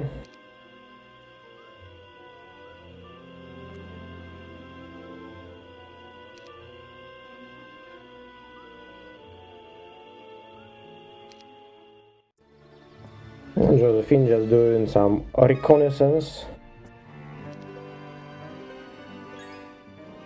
The gate asks for 7 gems to pass, which I will have to pay.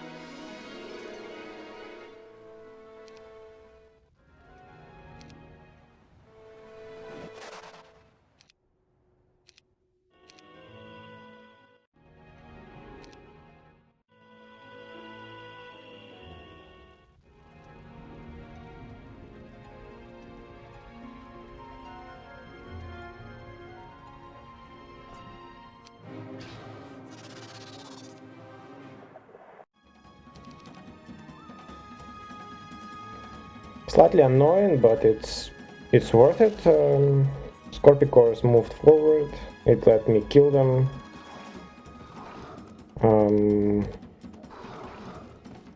Overall, as you can see, it sped up the fight.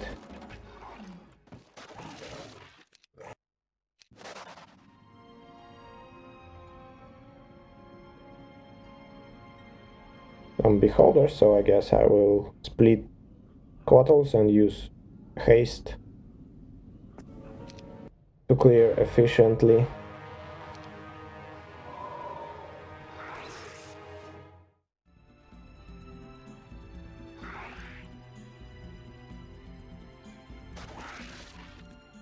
Yeah, I should have actually blocked the way down with one of Quattles, with the one that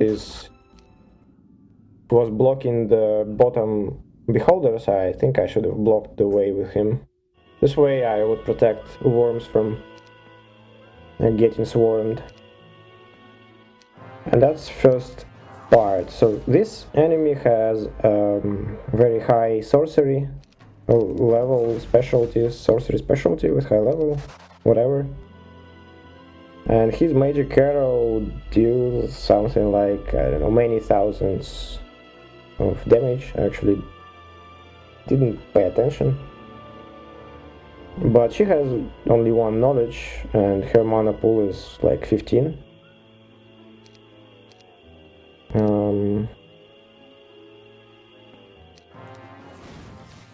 So if she had like 25, I think she had a bit more. In the first version you just bring 1 more hero and that's it. She has mysticism, so you have to do that the very day when you fight her. If I, let's say, sacrificed my heroes on the previous day, she would already have full mana at this point. And I would not be able to... I mean, she would cast a magic arrow a couple of times, and that would be it.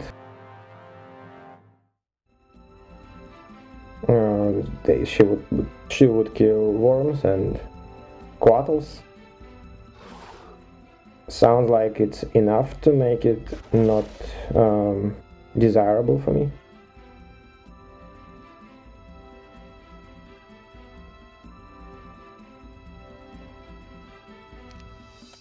I use the serpent flies to block way to Horkois for basilisks.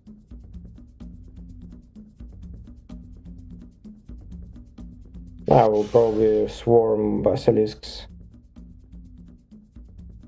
And also, if I'm careful, I can use 2 attacks, right? I mean, actually, I would use it either way. Should just had to make sure that worms. I do not send worms in like some stupid way. It was easy enough, and now we got another 5 of Quattles. That's very nice. Quattle stack, as you can see, keeps growing already. Decent number in Wynona's army. Already at this point it becomes my biggest stack.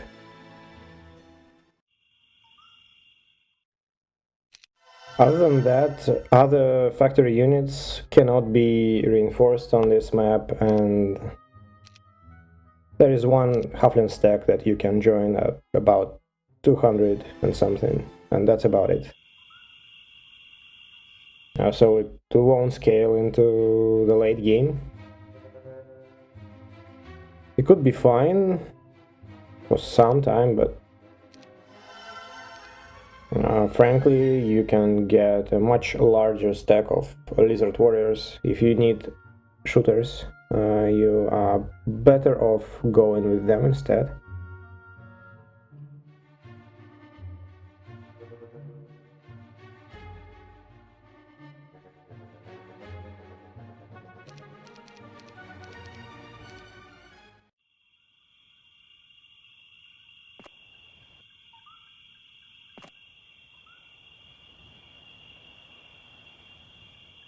Tamika will help Henrietta to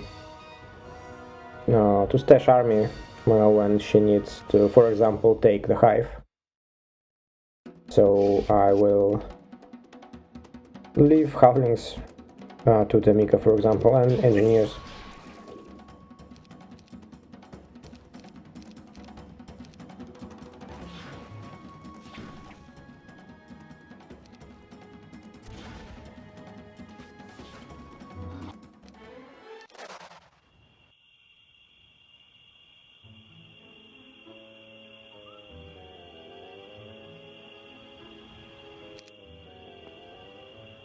Also hired a few basilisks specifically for the hive,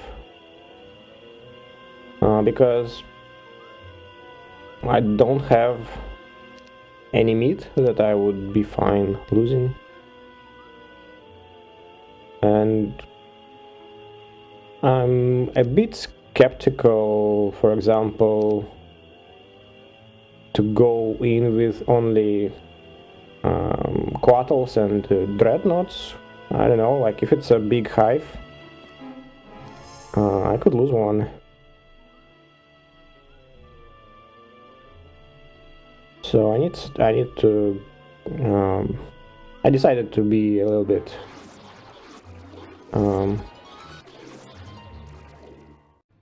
more to play it a bit safer. And it's a big hive, actually.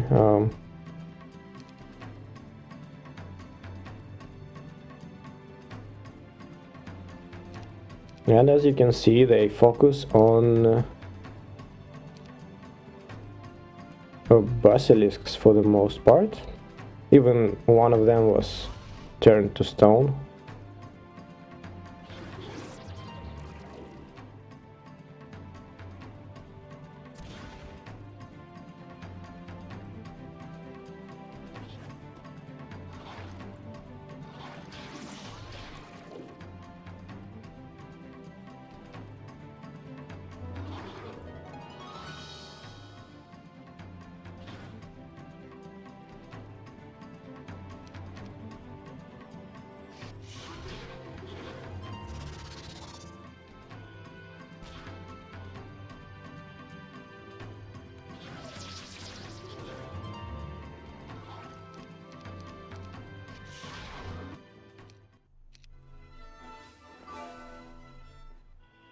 Another 12 wyverns, that's a very nice addition. If I can collect all wyverns I have, that would be a sizable stack already.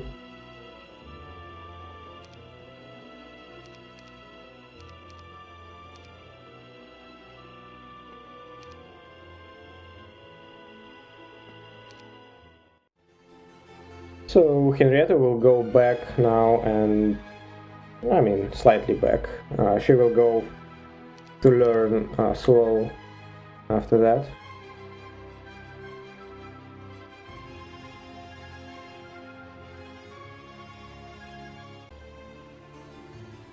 Unfortunately, Henrietta and Wynona are a bit out of sync. So I do plan them to join armies. And Wynona is a bit too fast for what I'm doing there. There was a way for me to save a couple of days. I'll show you.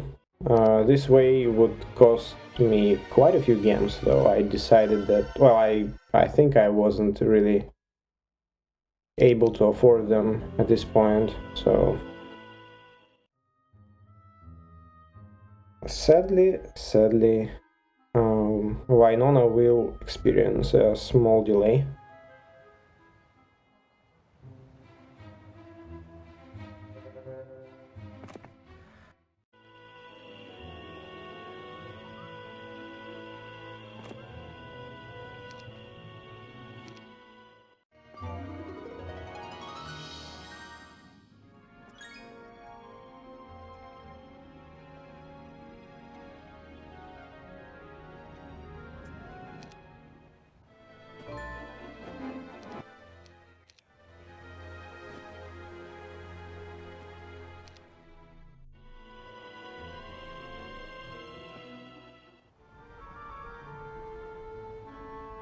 Enemies are not in the sea at this point, so we can actually plunder the sea pretty safely for now. But relatively soon, actually, there will be some enemies already. So I should be wrapping up my activities with Elashar.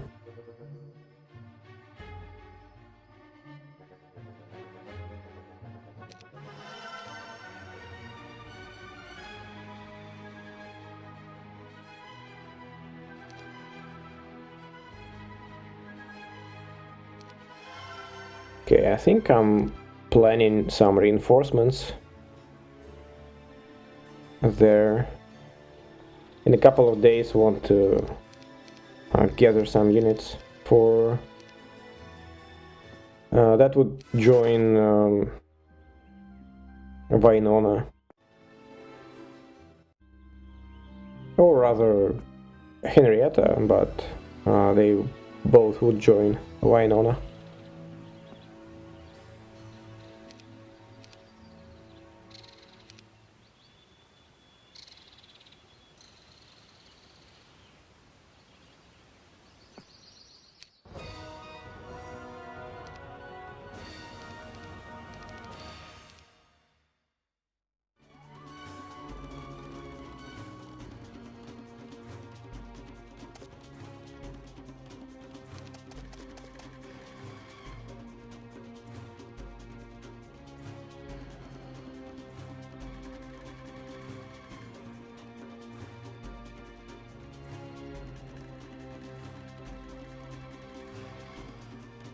I don't want to spend mana in this fight. I only have 12 points, and that's not much.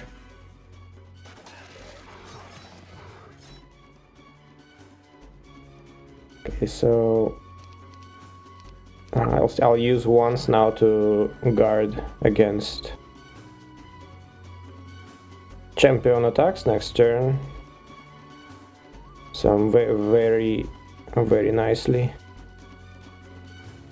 protect everything, and then I will be able to finish them off.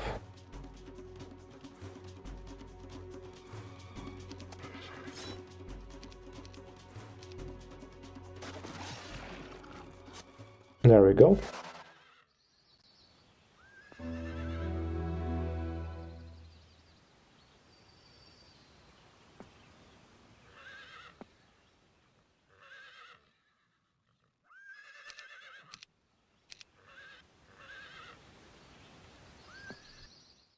I'm basically carrying troglodytes for them to take fire from any shooters, any ranged units that I meet here.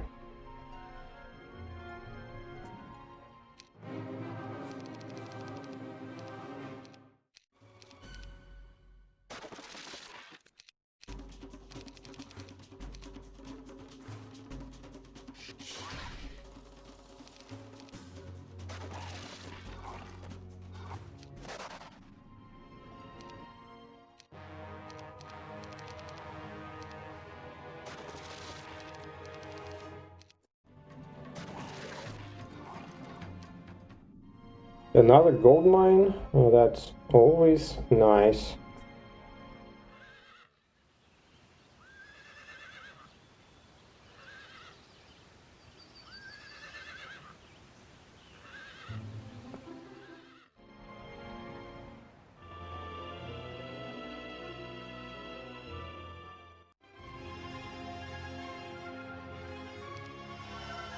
I could have hired a few heroes with estates, maybe with plus 350 gold specialty.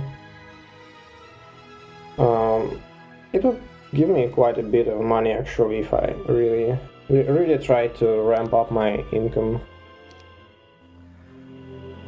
But I don't know, I just didn't bother.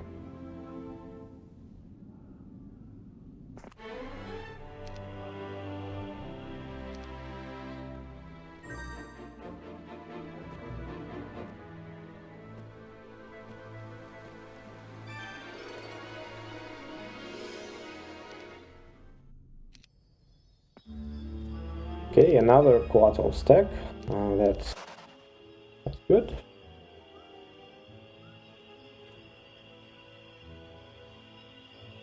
In general, I wanna have my quartals stack growing as fast as possible.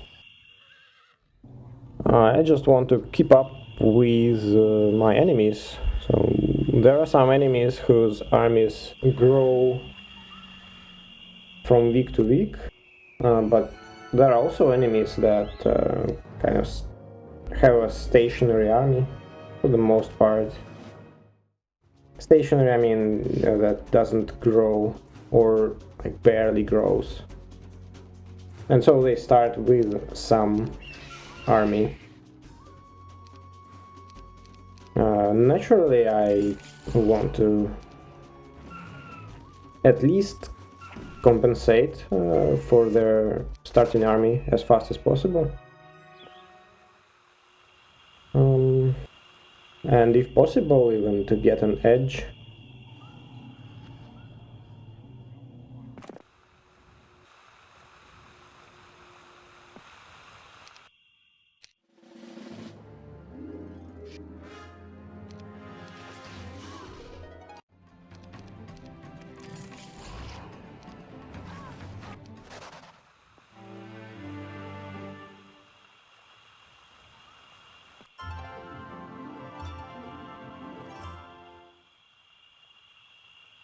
Another hive. I sent Nagash here specifically to help with it, to stash halflings.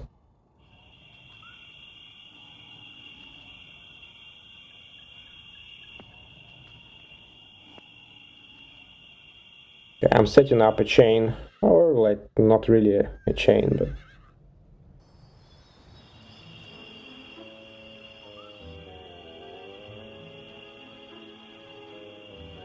just looks like just one hero for now. Maybe I could have used a couple more, I don't know.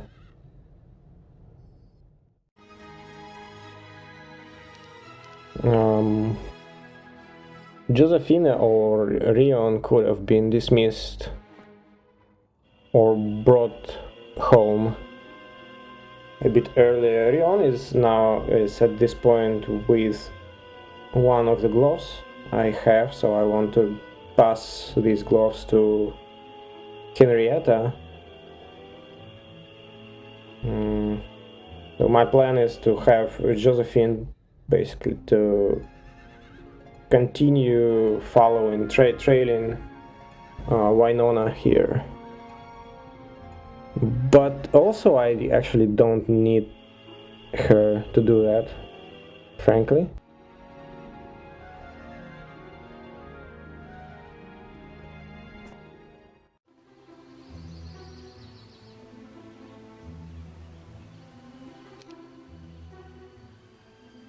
Actually, I don't remember.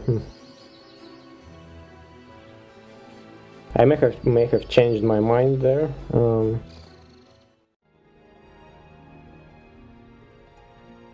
I think I will still give those gloves back to Rion and he'll come back home. But at this point, it's fairly obvious I intend to send Josephine with gloves.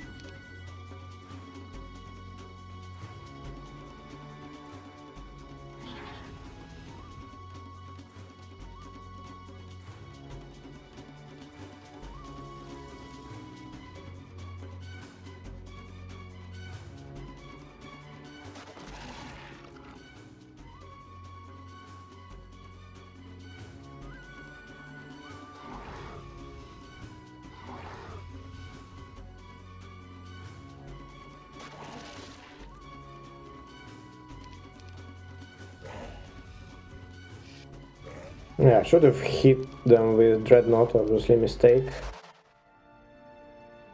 Was a stupid move.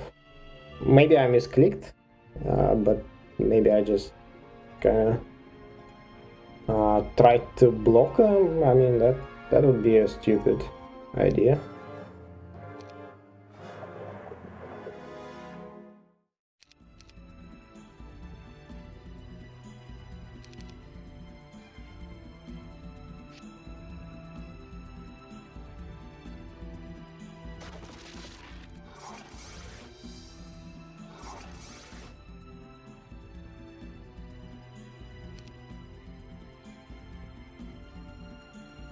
Basically, in fights like this, you want to spread out enemy units across the battlefield. Ideally, they should be in two chunks, like in one big group and one small group. And you want to time and time again destroy a small group and create another one, right? So when I put my serpent flies forward like I did in the beginning here, and I probably will do a number of times in future,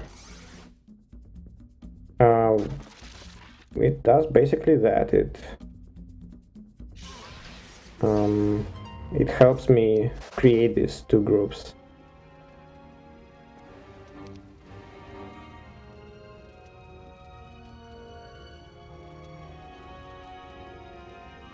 Basically, every snake will take aggro, you could say, of some of the enemy stacks, and positions of your other units will also influence. Like in this case, you could see that bottom energy elemental actually made just one step forward, and that was it. And that's because they tried to avoid entering into range of my worms. So you can, by choosing positions of your units in the beginning of your fight and throughout the fight, you can influence a lot of AI decisions.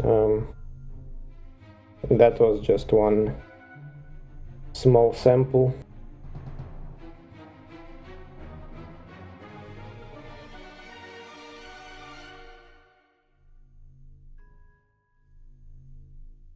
I was a little bit undecided here.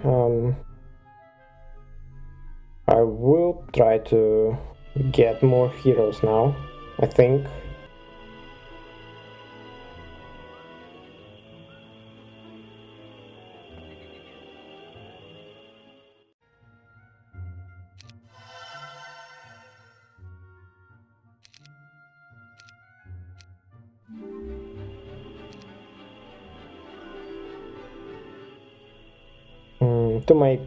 To move units between towns a little bit faster.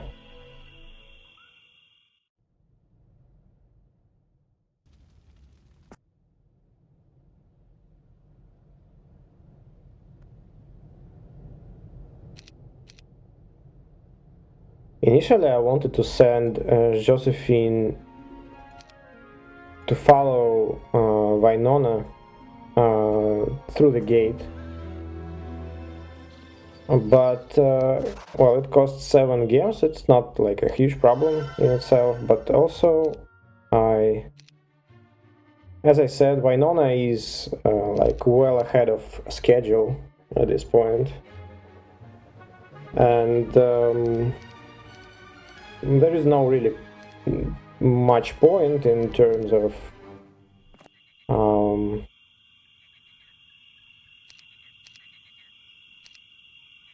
having a separate hero come and collect resources, while Wynona has all the time in universe basically to collect every pile of wood she will come across. As sad as it is.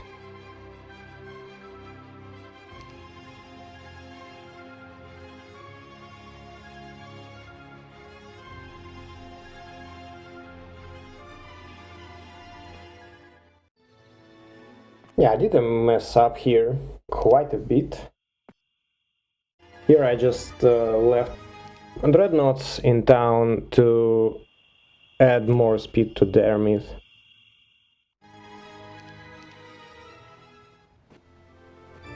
But I should have started preparing this chain a while ago.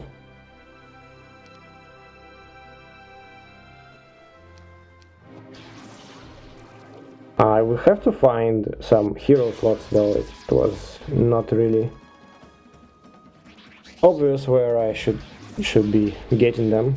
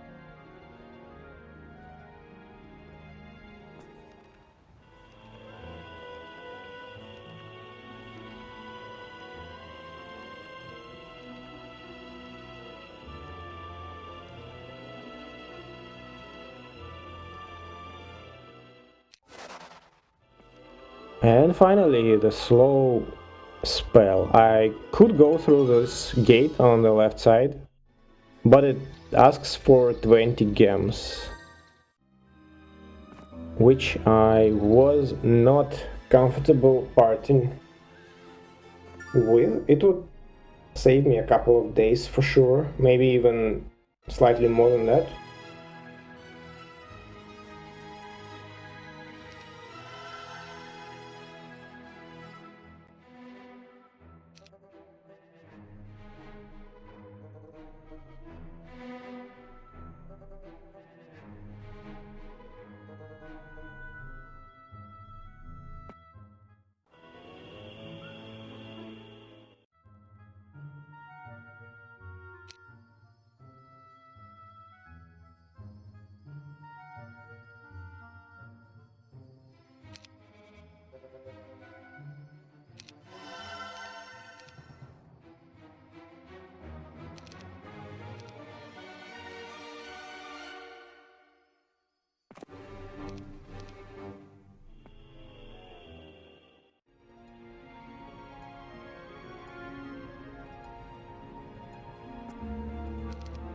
I need to use wands of serpent flies here, and not troglodytes.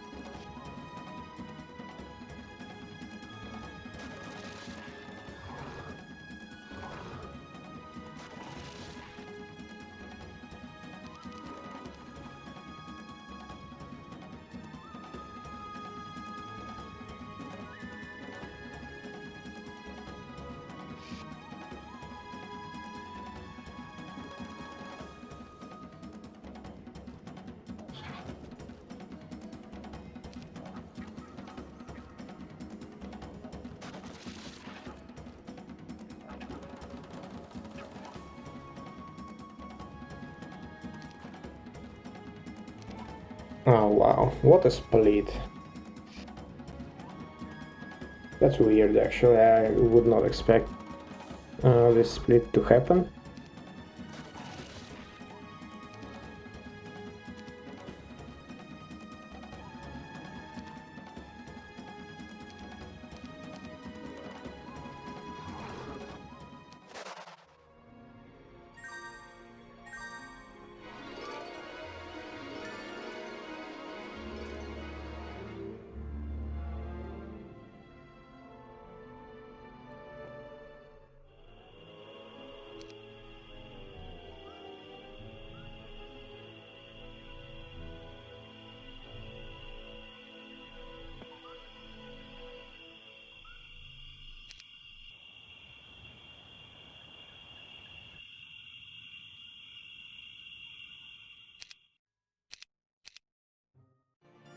There we go, our first enemy gets a bolt.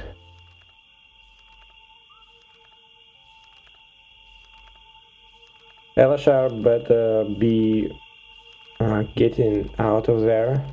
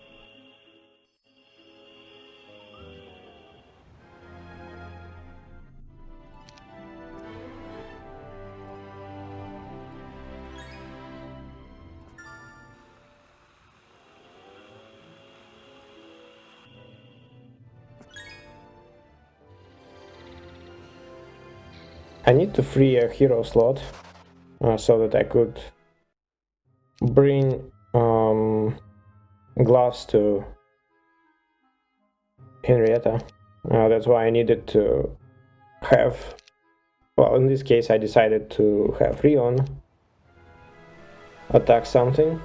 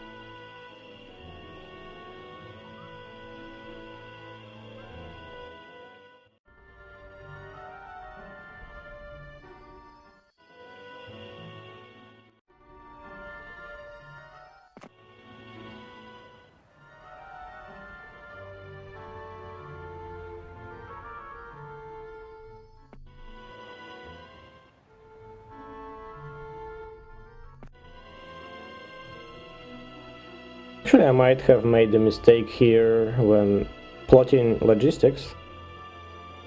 I will have to carry army back to Cuthbert at least. So my plan is to bring army through the portal, which is pretty close to Cuthbert and their myth, where they are currently. And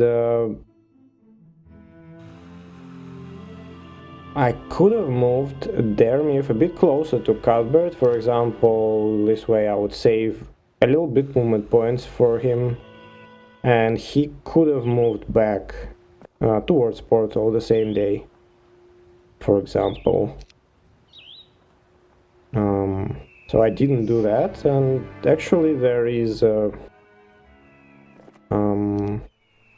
I did replay this part once at least, when actually I was just one step short to get what I wanted in terms of logistics. And if I didn't make this mistake, as I mentioned, if I moved Dermif just a little bit towards Cuthbert, that wouldn't happen.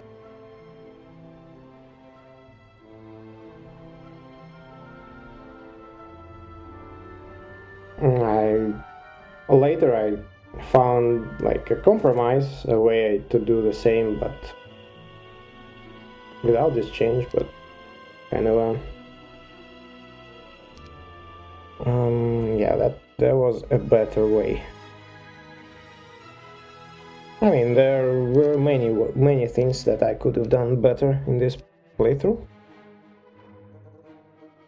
It's far from the only one. Here I decided not to upgrade Wyverns for now, simply because I have like over 20 unupgraded wyverns on the map, and if I bring upgraded, that would just create a nightmare in terms of army deployment. So I basically it wouldn't help me, especially considering that wyverns are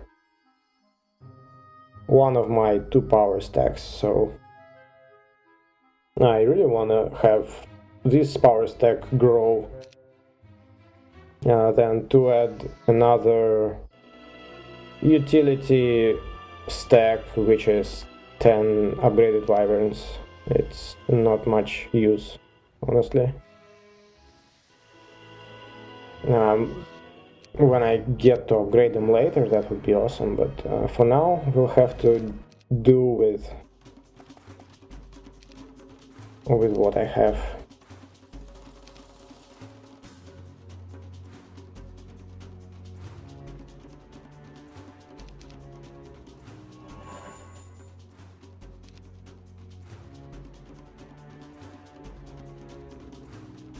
Unfortunately, too many cows. Not killing nearly all with my coatls, so ideally I would use serpent flies to remove retaliations, and you can use at least once the dreadnought. Not sure if dreadnought can survive more than one hit, but one hit dreadnought will survive. Oh, that's dangerous.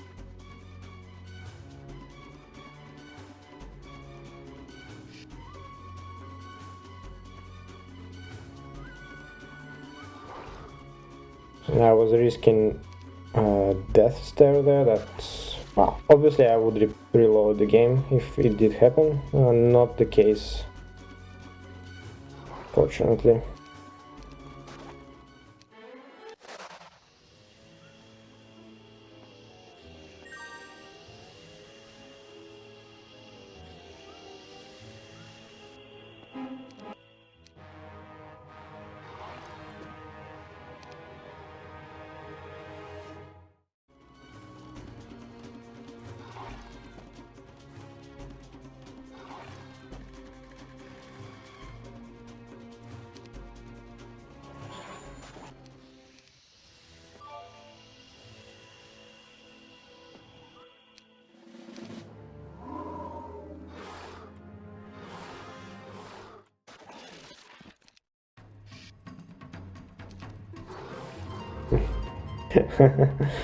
Three misfortunes in a row, that's pretty funny.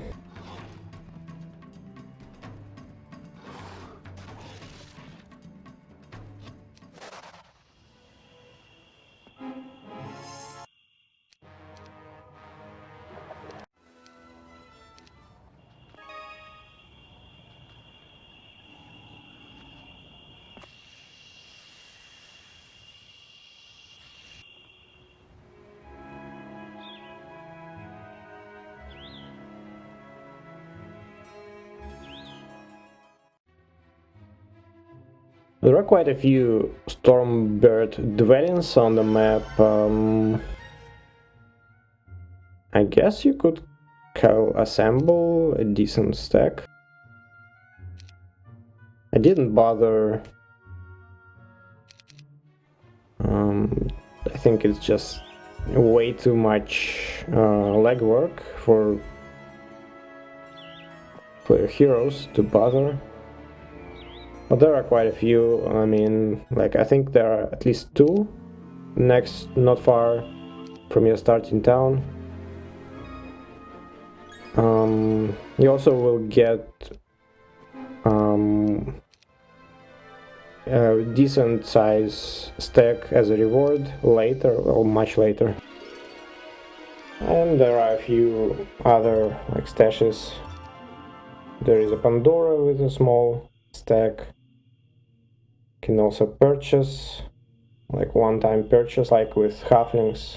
Some, I don't remember, there are 20, I think. 20 something acids. I don't know. I like, theoretically you can get it going, but I feel like it's just too much effort for not much return.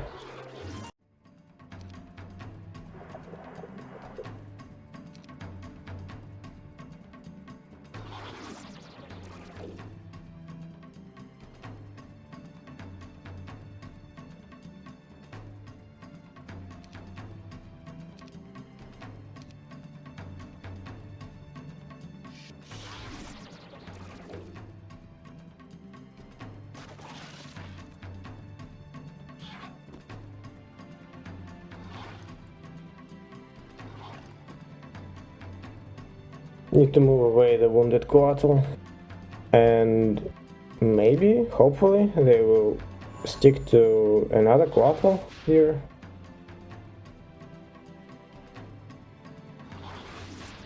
Yeah, unfortunately I couldn't use this corpse.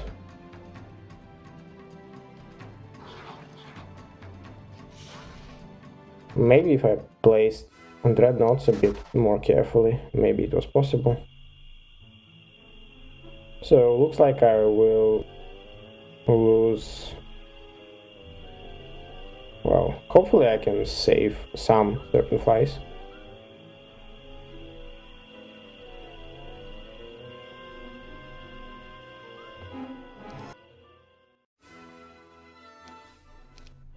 Saved 5.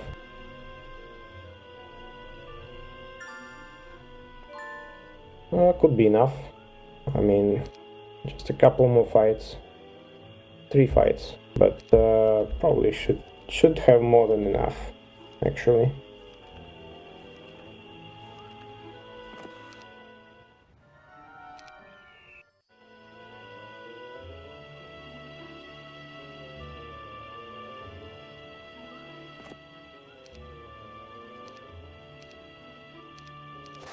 Yeah, imagine Cuthbert was a couple of steps further ahead. Tyrus still had movement, so she could do that.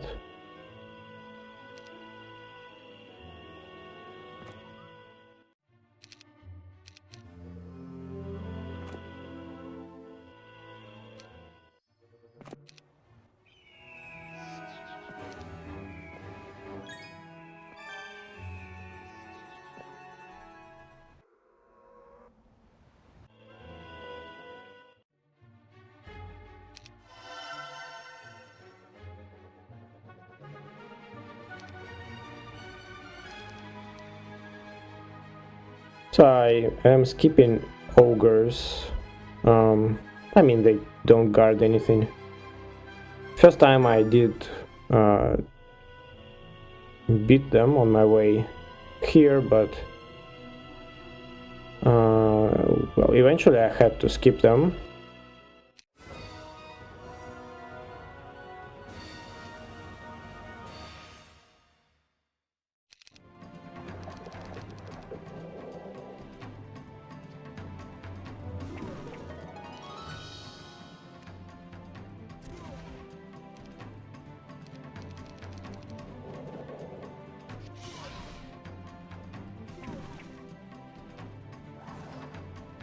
As you could see, AI is actually pretty intelligent when it comes to preventing you to use the Juggernaut beam, the Dreadnought beam. Like you could see, well, you probably noticed that it set item or set its units just outside the beam range, even though it could move them further one tile. So in general, it kind of is somewhat clever, but well, not always. You can sometimes convince it to move in range, and it's not very good at avoiding the beam attack when it swarms units around Dreadnought.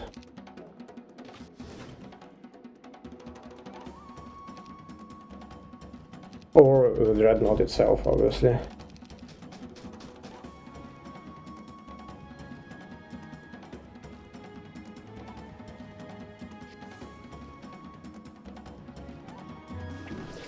So Quattle was along the bottom edge to basically lure at least some stacks there, and now I can just block the narrow pass on the left side, and that will be basically a big bad word for Hydras.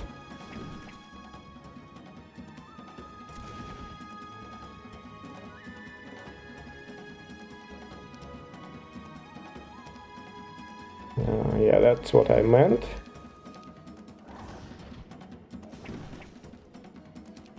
Now they come back.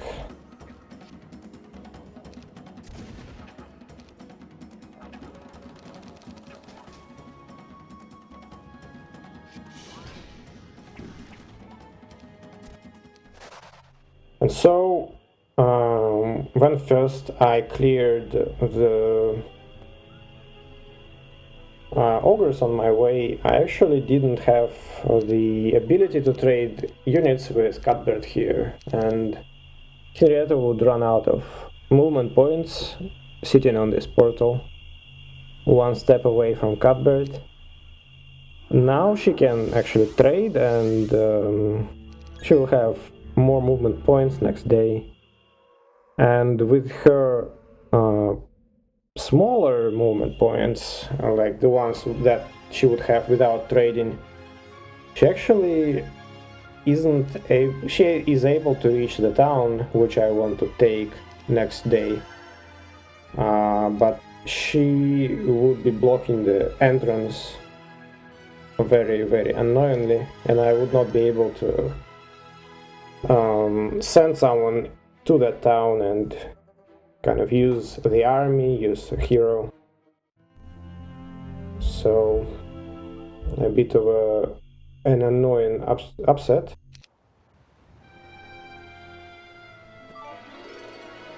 I did replay that part, and now I was able to actually get more movement for Henrietta.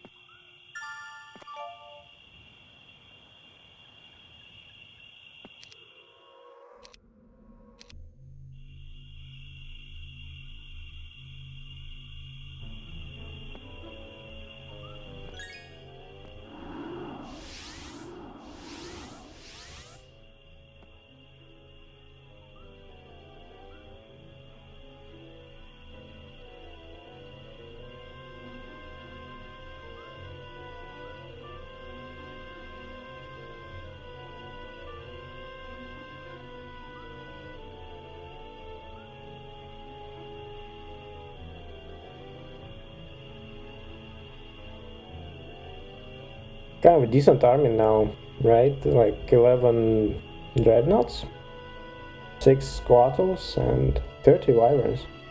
That's pretty good. And it also could be joined with Wynona. That would be pretty nice. 16 squattles in total already. That's very good, I think.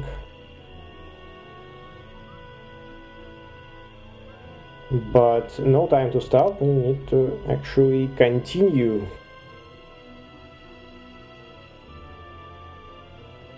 Now, one of the funniest and one of probably least predictable enemies, genies. Well, master genies.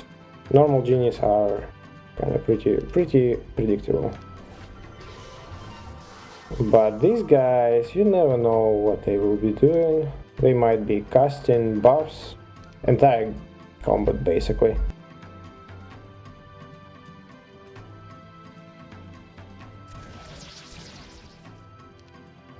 And occasionally it may create some absolutely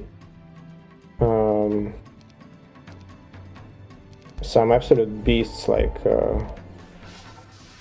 prayer, fire shield, counter strike. Well, this one is not great, buddy. This one was a big mistake.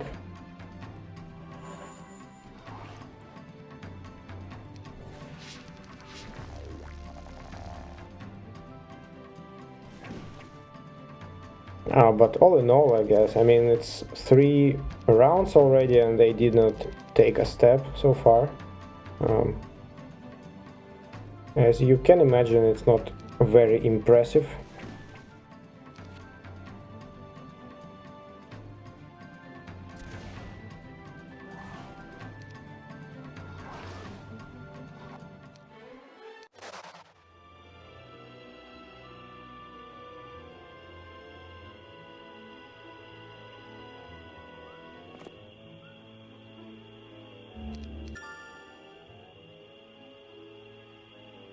Another town, this one is Gorgon town, as you probably noticed based on this Gyrzan.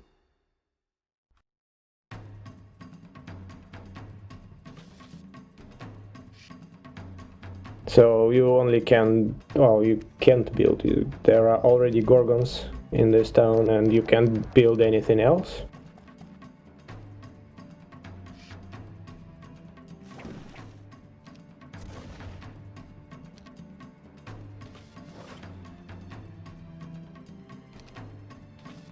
Also, as usual, trying to lure some of the cows wrong way with quattles. Pretty much standard thing.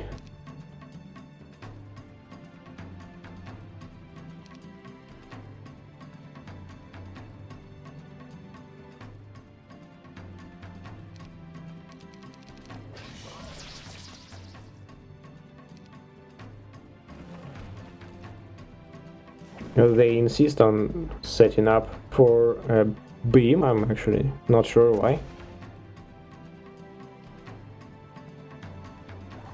Maybe it's, I don't know. Not sure why. Maybe because one of the Gorgons is already under beam, maybe it disables the safety concerns in algorithm, I'm not sure.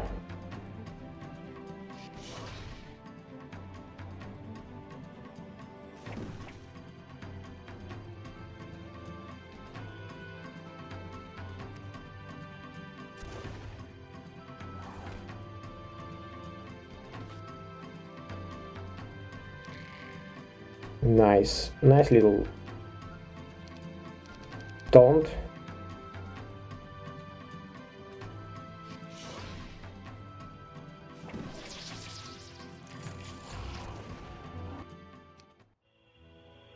All right.